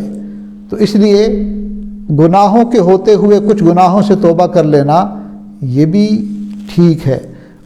توبۃ النصوح تو یہ کہ 100% گناہوں سے توبہ کی جائے، سچی پکی توبہ کی جائے. لیکن جب تک انسان کچھ گناہوں کے چھوڑنے پر نئی طاقت پا رہا، اپنے اندر ہمت نہیں ہو رہی، تو بھئی جن سے بچ سکتا ہے ان سے تو بچنا شروع کر دے، جن گناہوں کو چھوڑ سکتا ہے ان کو تو چھوڑنا شروع کر دے.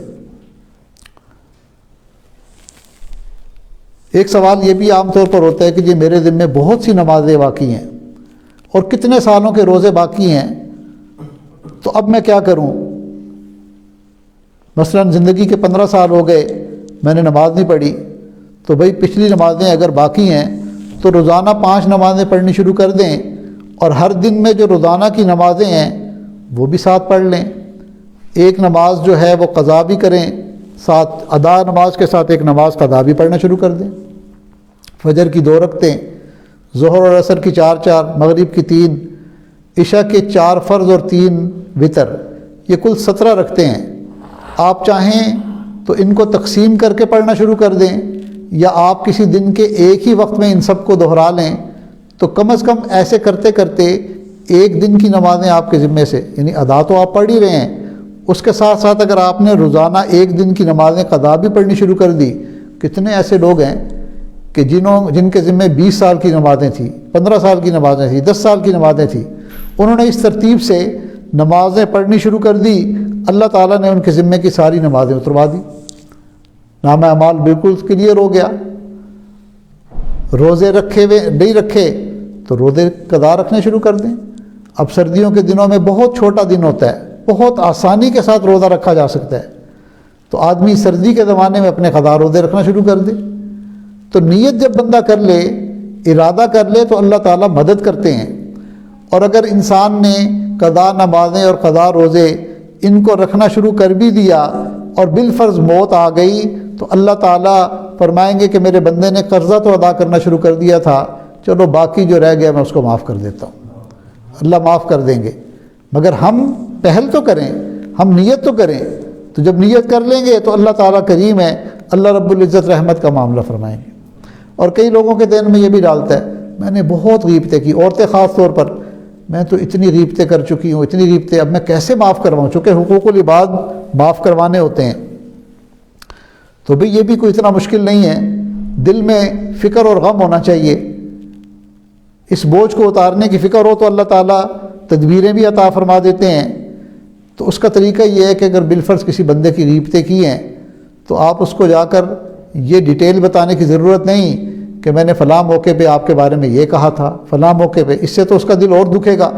نہیں بھی معاف کرنا تھا، یعنی اگر معاف کرنا بھی تھا تو شاید نہ معاف کرے. اس کا طریقہ یہ ہے کہ بندہ یوں کہہ دے کہ آپ کے حقوق میں مجھ سے بہت کوتاہی ہوئی، آپ کے حقوق مجھ پر تھے، میں اس میں کوتاہی کا مرتکب ہوا، مجھ سے کوئی غلطی ہو گئی، اللہ کے لیے معاف کر دیں. اس نے اگر آگے سے کہہ دیا معاف کر دیا تو الحمدللہ سب اللہ معاف کر دیں گے. معاف نہ بھی کہا، فقط اس نے سن کر وہ مسکرا دیا تو یہ مسکراہٹ بھی کافی ہو جائے گی۔ اللہ تعالیٰ بہت کریم ہے، تو اس لیے انسان کو چاہیے کہ وہ اس طرح معاف کروا لے۔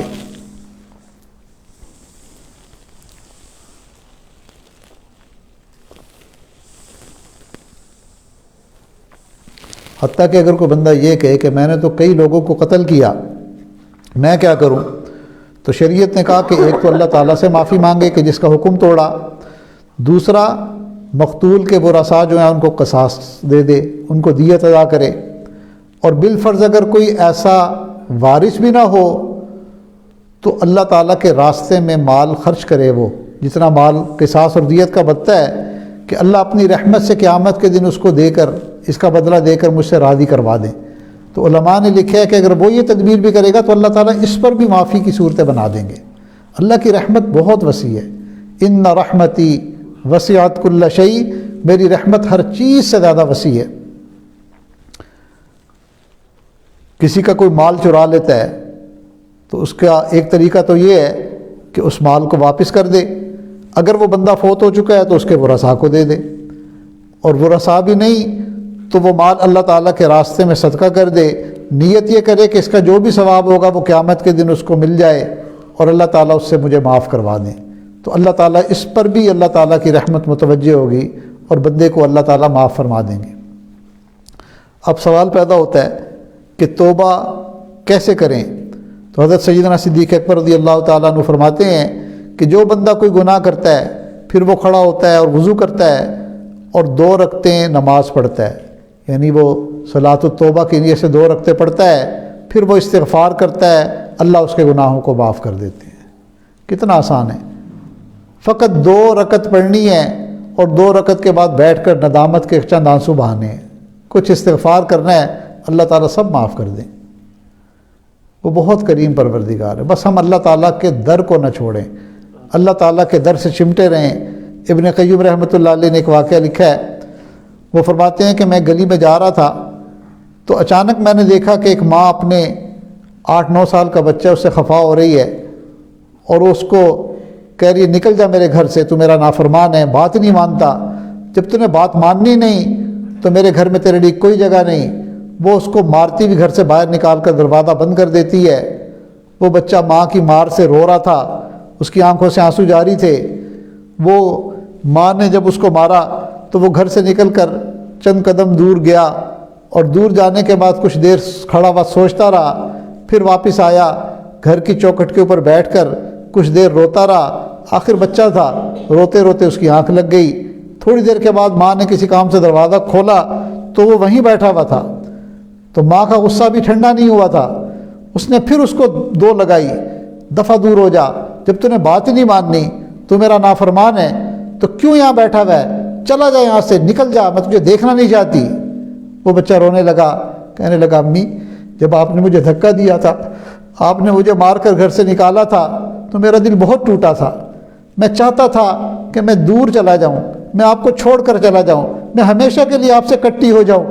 امی میں اس نیت سے چل پڑا تھا اور میں نے سوچ لیا تھا میں کسی کے گھر کا نوکر بن جاؤں گا، میں کسی کے جوتے پالش کروں گا، میں کوئی کام کر لوں گا، کسی ہوٹل میں برتن دھو لوں گا، یہ سوچ کر میں چل پڑا تھا، مگر اچانک میرے دل میں خیال آیا مجھے روٹی بھی مل جائے گی، مجھے بوٹی بھی مل جائے گی، ہو سکتا ہے کوئی مجھے ترس کھا کے پناہ بھی دے دے، مگر میں دنیا میں جہاں بھی چلا گیا مجھے امی نہیں مل سکتی، مجھے میری ماں تو نہیں مل سکتی، بس یہ سوچ کر میں امی واپس آ گیا ہوں، آپ مجھے دھکے دے، آپ مجھے مارنا ہے جتنا مارے، مگر میں آپ کا در چھوڑ کر نہیں جاؤں گا۔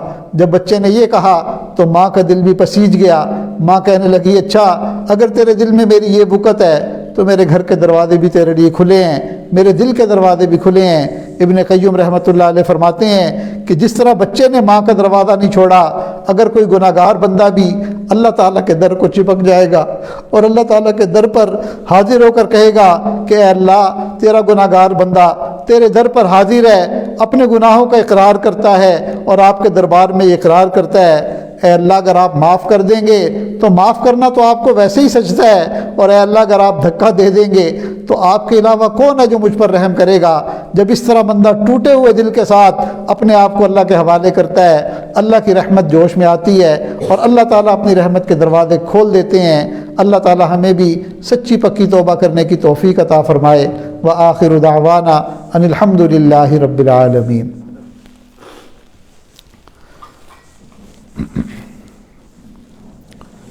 دعا سے پہلے تھوڑی دیر ہم توبہ کے کلمات کو دہرا لیتے ہیں۔ توبہ کی نیت سے ان کلمات کو پڑھ لیجئے۔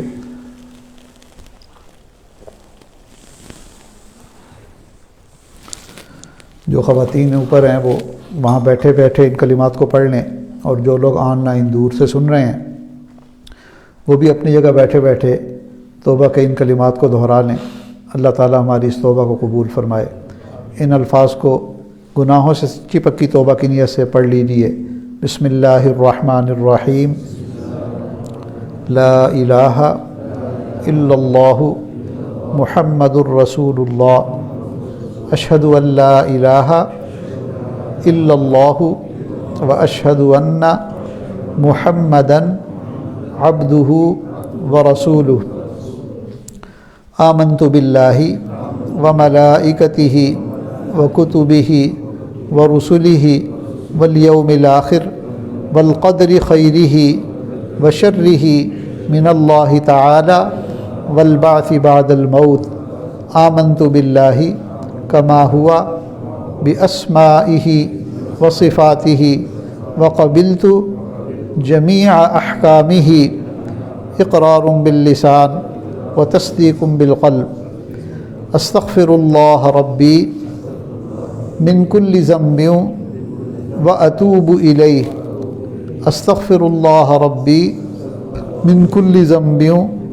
واتوب الیہ، وصلی اللہ تعالی علی خیر خلقہ سیدنا محمد وعلی آلہ واصحابہ اجمعین برحمتک یا ارحم الراحمین۔ ان کلمات کے پڑھ لینے سے ہم توبہ طائب ہو چکے ہیں۔ چند معمولات ہیں جو اکثر بتائے جاتے ہیں، ان کو ہم پھر سے ایک دفعہ دہرا لیتے ہیں۔ استغفار 100 مرتبہ صبح شام، استغفر اللہ ربی من کل ذنب واتوب الیہ۔ درود شریف صبح شام 100 مرتبہ، اللہم صلی علی سیدنا محمد وعلی آل سیدنا محمد وبارک وسلم۔ روزانہ قرآن پاک کی تلاوت اور چلتے پھرتے اٹھتے بیٹھتے اللہ تعالیٰ کی طرف دھیان رکھنا، اسے وقوف قلبی کہتے ہیں۔ ہتھ کارول دل یارول، اور مراقبہ روزانہ کریں۔ مراقبہ جو ہے ذکر قلبی کو کہتے ہیں۔ آنکھیں بند کر کے دنیا اور مافیہ سے ہٹ کر اللہ تعالیٰ کی یاد میں بیٹھ جائیں، اور یہ تصور کریں کہ اللہ کی رحمت آ رہی ہے، دل میں سما رہی ہے، دل کی ظلمت اور سیاہی دور ہو رہی ہے، اور میرا دل کہہ رہا ہے اللہ اللہ اللہ۔ انشاءاللہ آج کے دور میں یہ چند منٹ کا مراقبہ بھی دل کے صاف کرنے کے لیے کافی ہے۔ پہلے دور میں بڑے مجاہدے کرنے پڑتے تھے، بہت اللہ کو پانے کے لیے مشقتیں کرنی پڑتی تھی، مگر آج کمزوری کا دور ہے، فتنوں کا دور ہے۔ آج کے دور میں ہم یہ چند اعمال انشاءاللہ اگر استقامت کے ساتھ کریں گے تو انشاءاللہ یہ ہمارے دل میں نور لانے کے لیے اللہ تعالیٰ ان کو کافی فرما دیں گے۔ اللہ ہمیں عمل کرنے کی توفیق عطا فرمائے۔ اور رابطہ شیخ کا مطلب یہ ہوتا ہے کہ بندہ جڑا رہے، اپنی خانقاہ سے جڑا رہے، محفل ذکر میں آتا رہے، وقتاً فوقتاً کوئی مشورہ کرنا ہے مشورہ کرتا رہے، کوئی بات پوچھنی ہے پوچھتا رہے۔ تو اس سے شیطان کو موقع نہیں ملتا مس گائیڈ کرنے کا، بندے کو گمراہ کرنے کا۔ تو یہ رابطہ یہ بھی ضروری ہے۔ اللہ تعالیٰ عمل کی توفیق عطا فرمائے۔ تھوڑی دیر کے لیے ہم دعا سے پہلے مراقبے کی نیت سے آنکھیں بند کر لیتے ہیں۔ یہ تصور کیجئے کہ اللہ تعالیٰ کی رحمت آ رہی ہے، میرے دل میں سما رہی ہے، دل کی ظلمت اور سیاہی دور ہو رہی ہے، اور میرا دل کہہ رہا ہے اللہ اللہ اللہ۔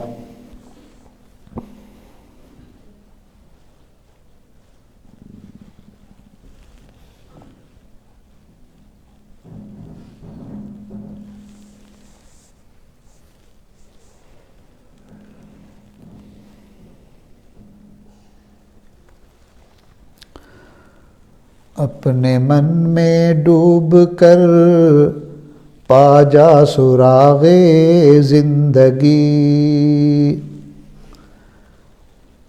اپنے من میں ڈوب کر پا جا سراغ زندگی، تو اگر میرا نہیں بنتا نہ بن اپنا تو بن، من کی دنیا سوز و مستی جذب و شوق، تن کی دنیا سود و سودا مکر و فن، من کی دولت ہاتھ آتی ہے پھر جاتی نہیں، من کی دولت ہاتھ آتی ہے پھر جاتی نہیں،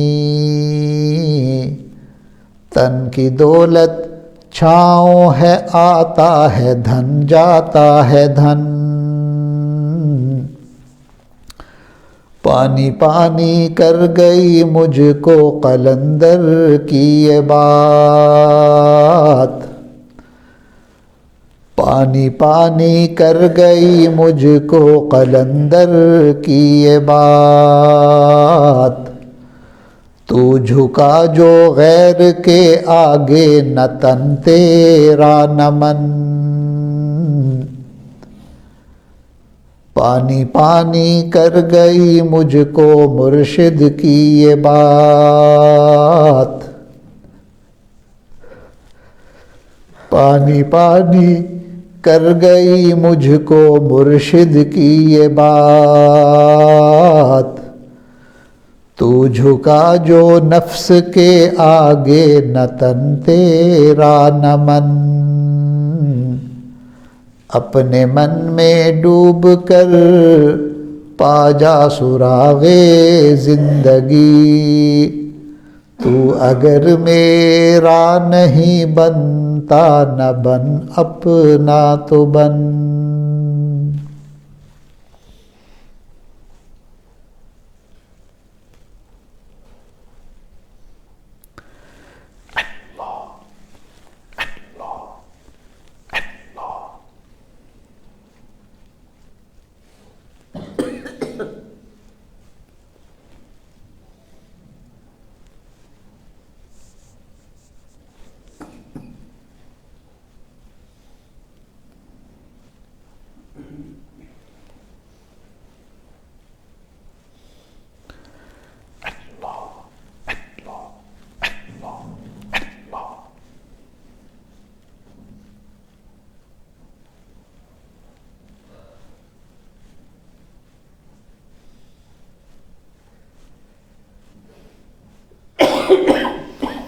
لا الہ الا اللہ محمد الرسول اللہ۔ دعا کر لیجئے۔ الحمدللہ رب العالمین والعاقبۃ للمتقین والصلاة والسلام علی افضل الانبیاء والمرسلین، جزا اللہ عنا سیدنا محمد صلی اللہ علیہ وسلم ما هو اہل، یا رب صل وسلم دائما ابدا علی حبیبک خیر الخلق کلہم، اللہم اغفر لی وللمؤمنین والمؤمنات والمسلمین والمسلمات والاحیاء منہم والاموات، نستغفرک اللہم من جمیع الذنوب والخطایا ونتوب الیک، لا ملجا ولا منجا ولا ملتجا منک الا الیک۔ اے مالک، ہم آپ کے عاجز اور مسکین بندے ہیں، گناہ گار بندے ہیں، اپنے گناہوں پر نادم اور شرمندہ ہیں۔ پروردگار عالم، ہم نے آپ کے حکم کے مطابق، آپ کے محبوب صلی اللہ علیہ وسلم کی تعلیمات کے مطابق اے اللہ ہم نے توبہ کی ہے۔ پروردگار اپنی رحمت سے اس توبہ کو توبۃ النصوح بنا دیجئے، ہمارے سب گناہوں کو معاف کر دیجئے، جو گناہ جان بوجھ کر ہوئے، جو گناہ انجانے میں ہوئے، اے اللہ جن گناہوں کو علم اور ارادے سے کیا اور جو گناہ جہالت کی وجہ سے کر بیٹھے، اے اللہ سبھی گناہوں پر نادم اور شرمندہ ہیں۔ اے اللہ تمام گناہوں کا اعتراف کرتے ہیں۔ اے اللہ جو گناہ یاد ہیں ان سے بھی توبہ کرتے ہیں، اور جو کر کے بھول چکے ان گناہوں سے بھی توبہ کرتے ہیں۔ پروردگار جن گناہوں کو گناہ سمجھ کر کیا، اے اللہ ان گناہوں سے بھی آپ سے توبہ کرتے ہیں۔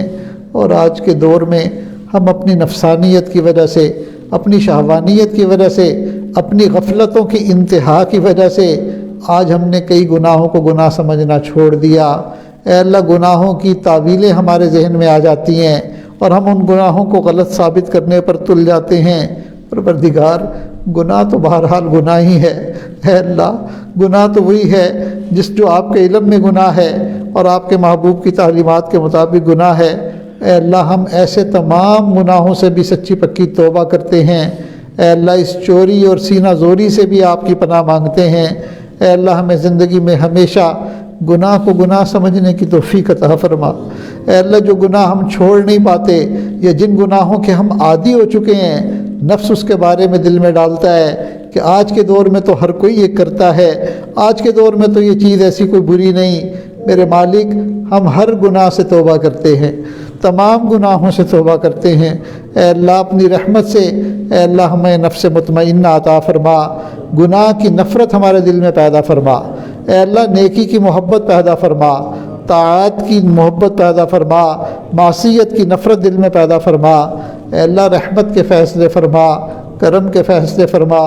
میرے اللہ، ہم اپنے دل کو بہت زیادہ گناہوں کی وجہ سے سخت کر چکے، زخمی کر چکے۔ اے اللہ، آپ کے علاوہ ان زخموں پر مرہم رکھنے والا کوئی نہیں۔ میرے اللہ، رحمت فرما دیجئے، کرم کا معاملہ فرمائیے۔ اے اللہ، ہم بار بار توبہ کر کے توڑ بھی چکے، اے اللہ ہمارے اس جرم عظیم کو بھی معاف فرما دیجئے، ہمیں سچی توبہ کی توفیق عطا فرمائیے۔ اے اللہ، توبۃ النصوح کی توفیق عطا فرمائیے۔ اے اللہ، ہمیں سچی اور سچی زندگی نصیب فرما دیجئے۔ میرے مالک، جیسے آپ نے اپنے کرم سے، اپنی رحمت سے ہمیں کفر و شرک کے ماحول سے بچایا، اے اللہ ہمیں نیک اور مسلمان ماں باپ کی گود عطا کی، ان کے گھر میں پیدا کیا۔ میرے اللہ، اپنی رحمت سے ہمیں نفاق سے بھی بری فرما دیجئے۔ اے اللہ، نفاق سے بھی بری فرما دیجئے۔ اے اللہ، عملی نفاق سے بھی بچا لیجئے، قلبی نفاق سے بھی بچا لیجئے۔ اے اللہ، ہمارے دل کو ستھرا کر دیجئے۔ مالک، آپ پاک ہیں، آپ ہر عیب سے پاک ہیں، آپ خالص ذات ہیں، آپ واحد اور اکیلے ہیں۔ اے اللہ، آپ کی ذات کے ساتھ اے اللہ شرک جو ہے وہ آپ کے لیے، میرے مالک، آپ نے شرک کو نجس کہا۔ میرے اللہ، ہمیں شرک سے بچا لیجئے۔ اے اللہ، نفاق سے بچا لیجئے۔ اے اللہ، ہمیں اپنی رحمت سے خالص عمل کی توفیق عطا فرمائیے۔ میرے مالک، ایک دل ہے، اے اللہ یہ دل ہم آپ کے حوالے کرتے ہیں، آپ اس کو اپنی محبت سے لبریز کر دیجئے۔ اے اللہ، رحمت کی نظر ڈال دیجئے، کرم ڈال دیجئے، اے اللہ فضل ڈال دیجئے۔ پروردگار عالم، اے اللہ جس کا دل جب بھی بنا، اے اللہ آخر آپ ہی کی نظر پڑی تھی اس دل پر۔ اے اللہ، صحابہ کے دل بھی تو آپ ہی نے بنائے۔ اے اللہ، کفر سے ان کے دلوں کو ایمان کی طرف موڑ دیا۔ اے اللہ، جو نبی علیہ السلام کے قتل کے ارادے سے گھر سے نکلے تھے، آپ نے ایمان کی دولت دے کر گھر واپس لوٹایا۔ اے اللہ، جو نبی علیہ السلام کی جان کے دشمن تھے، آپ نے ان کو اپنے محبوب کا جانثار بنا دیا۔ اے اللہ، ان کے دل بدلنے والے بھی آپ تھے۔ پروردگار عالم، ہر فاسق اور فاجر کا دل بھی آپ کی قبضہ قدرت میں ہے۔ اے اللہ، ہم فقراء کے دل بھی آپ کی 2 انگلیوں کے درمیان ہیں۔ مالک، اسے اپنی رحمت سے ہدایت کی طرف موڑ دیجئے۔ اے اللہ، موڑ دیجئے۔ اے کریم آقا، ہم اپنے نفس کو بہت دفعہ آزما چکے، اے اللہ ہم اپنے نفس پر بھروسہ نہیں کر سکتے۔ اے اللہ، ہمیں بالکل اپنے اوپر اعتماد نہیں، اس لیے کہ ہمارے نفس نے ہمارے اعتماد کو بار بار توڑا، ہمیں بار بار گرایا، بار بار ہرایا۔ اے اللہ، ہم ہارے ہوئے ہیں، شیطان اور نفس کے مقابلے میں ہارے ہوئے ہیں۔ اے اللہ، آپ ہی اٹھا سکتے ہیں، آپ ہی کھڑا کر سکتے ہیں، آپ مدد کر سکتے ہیں، آپ ہماری مدد فرما دیجئے۔ اے اللہ، بیرونی دشمنوں سے بھی بچا لیجئے۔ اے اللہ، یہ جو اندر کے 2 دشمن ہیں نفس اور شیطان کی صورت میں، اے اللہ ان کے شر سے بھی بچا لیجئے۔ اے اللہ، ہمیں نفسانیت سے محفوظ فرما دیجئے، نفس کو نفس مطمئنہ بنا دیجئے۔ ہمارے نفس امارہ کو اپنی رحمت سے اے اللہ نفس مطمئنہ میں تبدیل فرما دیجئے۔ کرم کا معاملہ فرما، اے اللہ رحمت کا معاملہ فرما۔ میرے مالک، بڑے بڑے ایمان والے جن کے دلوں میں پہاڑوں کے برابر ایمان تھے، اے اللہ وہ بھی ڈرتے تھے، لرزتے تھے۔ اے اللہ ہمارے دلوں میں تو ایمان ہی ٹمٹماتے ہوئے چراغوں کی مانند ہیں۔ اے اللہ اتنے بڑے فتنے ہیں، اتنے برے فتنے ہیں، اے اللہ پورا کفر اور کفریہ طاقتیں اور منافقین اپنی پوری طاقتوں کے ساتھ اور پورے ذرائع اور اسباب کے ساتھ اے اللہ وہ ہمارے ایمانوں کے در پہ ہیں، ہماری جانوں کے در پہ ہیں۔ اے اللہ ہم اپنے ان کمزور ایمانوں کے ساتھ اتنے بڑے فتنوں کا مقابلہ بھلا کیسے کر پائیں گے؟ ہمارے بچے ان فتنوں کا مقابلہ کیسے کریں گے؟ اے اللہ ہمارے ایمان کیسے بچیں گے؟ میرے اللہ آپ ہی سے فریاد کرتے ہیں، اے اللہ آپ ہی سے رحم کی اپیل کرتے ہیں۔ اے اللہ آپ رحم فرمائیے، کرم کا معاملہ فرمائیے۔ اے اللہ آپ اپنی رحمت سے ہمارے معاملے کو اپنے ہاتھ میں لے لیجئے۔ اے اللہ ہمارے مستقبل کو محفوظ فرما دیجئے۔ اے اللہ ہماری زندگی کے آخری لمحے کو محفوظ فرما دیجئے۔ ہمیں حسن خاتمہ کی نعمت عطا فرمائیے۔ اے اللہ حسن خاتمہ نصیب فرمائیے، ایمان والی موت مقدر فرما دیجئے۔ اے اللہ کفر سے اور نفاق سے اور شقاوت سے بچا لیجئے۔ میرے اللہ ہم اپنے دل خود نہیں دیکھ سکتے، لیکن آپ ہم میں سے ہر ایک کا دل دیکھ کر آپ کے علم میں ہے کہ یہ شقاوت والا دل ہے یا سعادت والا دل ہے۔ اے اللہ آپ کو اس بات کی پوری طاقت حاصل ہے کہ اگر کوئی شقی اور بدبخت بھی ہے آپ اس کو اے اللہ شقی اور بدبخت لوگوں کی فہرست سے اس کا نام نکال کر سعید لوگوں کی فہرست میں ڈال دیں۔ اے اللہ اگر ہم بالفرض شقی اور بدبخت بھی ہیں، اے اللہ آپ سے فریاد کرتے ہیں، آپ مالک ہیں، کوئی آپ سے باز پرس کرنے والا نہیں، کوئی آپ سے پوچھنے والا نہیں۔ اے اللہ آپ اپنے فیصلوں میں قادر مطلق ہیں۔ اے اللہ آپ ہمارے ناموں کو شقی لوگوں کی فہرست سے نکال دیجئے، بدبخت لوگوں کی فہرست سے نکال دیجئے۔ اے اللہ اپنی رحمت سے ہمیں سعید لوگوں میں شامل فرما دیجئے، کرم کا معاملہ فرما۔ اے اللہ جو آپ نے نعمتیں دی ہیں ہمیں ان نعمتوں کی قدردانی کی توفیق عطا فرما۔ اے اللہ بن مانگے آپ نے ہمیں ایمان کی نعمت عطا فرمائی، اسلام کی نعمت عطا فرمائی۔ اے اللہ نیک ماں باپ کی نعمت عطا فرمائی۔ اے اللہ آپ نے اپنے نیک اولیاء کی سنگت اور صحبت عطا فرمائی۔ اے اللہ ہمیں ان نعمتوں کی ناقدری سے بچا لیجئے۔ اے اللہ ناشکری پر آپ نعمتیں واپس لے لیتے ہیں، اور اے اللہ شکر کرنے پر آپ نعمتیں بڑھا دیتے ہیں۔ اے اللہ اپنی رحمت سے ہمیں اپنے شکر گزار بندوں میں شامل فرما۔ اے اللہ ناشکری کو ہماری رگ رگ اور ریشے ریشے سے دور فرما۔ اے اللہ ہمیں صدا کا ناشکرہ بننے سے، ناقدرہ بننے سے محفوظ فرما۔ اے کریم آقا ہم قسم کھا کر کہتے ہیں کہ آپ نے جو دنیا کی نعمتیں بھی دی ہیں، ظاہری نعمتیں بھی دی ہیں، یہ بھی واقعی اتنی ہیں۔ وَإِن تَعُدُّوا نِعْمَتَ اللَّهِ لَا تُحْصُوهَا، ہم ان نعمتوں کو گننا چاہیں گن نہیں سکتے میرے اللہ، مگر ہم ناشکرے ہیں۔ اے اللہ ہمارے ہاں اے اللہ ساری نعمتیں پانے کے باوجود حل من مزید کی صدائیں ہم بلند کرتے ہیں۔ اے اللہ آپ ان نعمتوں کا شکر گزار بنا دیجئے۔ اے اللہ میں شکر کی توفیق عطا فرمائیے، زوال نعمت سے بچا لیجئے۔ نعمتوں کے چھن جانے کے بعد اے اللہ نعمتوں کے مل جانے کے بعد نعمتوں کے چھن جانے سے ہماری حفاظت فرما، عزتوں کے مل جانے کے بعد ذلت اور رسوائی سے ہماری حفاظت فرما۔ اے اللہ ایمان کے ملنے کے بعد ایمان سے محرومی سے ہمیں محفوظ فرما، اپنا قرب ملنے کے بعد دوری سے محفوظ فرما، سیدھا رستہ ملنے کے بعد بھٹکنے سے حفاظت فرما۔ اے اللہ ہمیں صراط مستقیم پر استقامت نصیب فرما۔ اے اللہ آپ نے اپنے جن اللہ والوں کے ساتھ ہمارے تعلق کو جوڑ دیا، ہمیں دنیا میں بھی ان کی سنگت عطا فرما، دنیا میں بھی ان کا ساتھ عطا فرما، قیامت کے دن بھی ان کی معیت میں اپنے محبوب صلی اللہ علیہ وسلم کے قدموں میں ان کے جھنڈے تلے جگہ عطا فرما۔ اے اللہ اپنی رحمت کے ساتھ جو مانگا ہے وہ بھی عطا فرما، مانگنا چاہیے تھا نہیں مانگ سکے بن مانگے عطا فرما۔ میرے مالک آپ کے محبوب صلی اللہ علیہ وسلم کی امت کے جتنے بھی افراد ہیں، مرد ہیں، عورتیں ہیں، جوان ہیں یا بوڑھے ہیں، دنیا کے جس حصے میں ہیں، اے اللہ ظالم ہے یا مظلوم ہے، بہرحال آپ کے نام لیوا ہے، آپ کے محبوب کا کلمہ پڑھنے والے ہیں۔ اے اللہ ہم نے جو کچھ اپنے لیے مانگا اے اللہ پوری امت کے لیے مانگتے ہیں۔ اے اللہ امت اس وقت بحرانوں کا شکار ہے، اے اللہ اس وقت امت گھری ہوئی ہے، اے اللہ مختلف قسم کے بحران ہیں، اے اللہ ان تمام مصیبتوں سے اے اللہ ہمیں بچا لیجئے، ان بحرانوں سے بچا لیجئے، ذلتوں سے بچا لیجئے، قلتوں سے بچا لیجئے۔ اے اللہ اپنی رحمت کا معاملہ فرما دیجئے۔ اے اللہ ہمارا ملک بھی اس وقت مختلف بحرانوں کا شکار ہے، اے اللہ اس ملک کو بھی بحرانوں سے نکال دیجئے، اے اللہ اس کی معیشت کو بھی اچھا فرما دیجئے، اسے امن کا گہوارہ بنا دیجئے، سکون کا گھر بنا دیجئے، اے اللہ اسے شریعت اور سنت کا قلعہ بنا دیجئے۔ اے اللہ ہم نے، ہمارے بڑوں نے اسلام کے نام پر، کلمے کے نام پر یہ ملک حاصل کیا تھا، اور اس ملک کو حاصل کرتے ہوئے یہ وعدہ کیا تھا، پاکستان کا مطلب کیا؟ لا الہ الا اللہ۔ اے اللہ ہمیں اس وعدے کی تکمیل کے لیے اپنا تن من دھن لگانے کی توفیق عطا فرمائیے۔ اے اللہ خیر کے فیصلے فرمائیے۔ اے اللہ ہمارے حکمرانوں کو وقت کے مناسب صحیح فیصلے کرنے کی توفیق عطا فرما دیجیے۔ اے اللہ جو دشمن ہیں ان کو ہدایت دے دیجیے، اور جن کے مقدر میں ہدایت نہیں ان کو چن چن کر دفعہ دور کر دیجیے۔ اے اللہ تمام بیماروں کو اپنی رحمت سے شفا عطا فرما۔ ہمارے پیارے حضرت جی زامت برکاتہم العالیہ، اے اللہ ان کو شفائے کاملہ عطا فرما، شفائے نافع عطا فرما، مستمرہ عطا فرما۔ اے اللہ آپ نے ان کے ذریعے سے لاکھوں لوگوں کی زندگیوں کو بدلا، اے اللہ ان کے فیض کو جاری و ساری فرما۔ اے اللہ ان سے خوب کام لے، اے اللہ ان کے سائے کو دراز فرما۔ میرے مالک ہمیں اس نعمت عظمیٰ کی قدر کرنے کی توفیق عطا فرما۔ ان کی تعلیمات کی روشنی میں اے اللہ ہمیں سنت کے مطابق زندگیاں گزارنے کی توفیق عطا فرما، اور اپنے مشائخ کے لیے ہمیں صدقہ جاریہ بنا۔ ربنا تقبل منا انک انت السمیع العلیم وتب علینا انک انت التواب الرحیم۔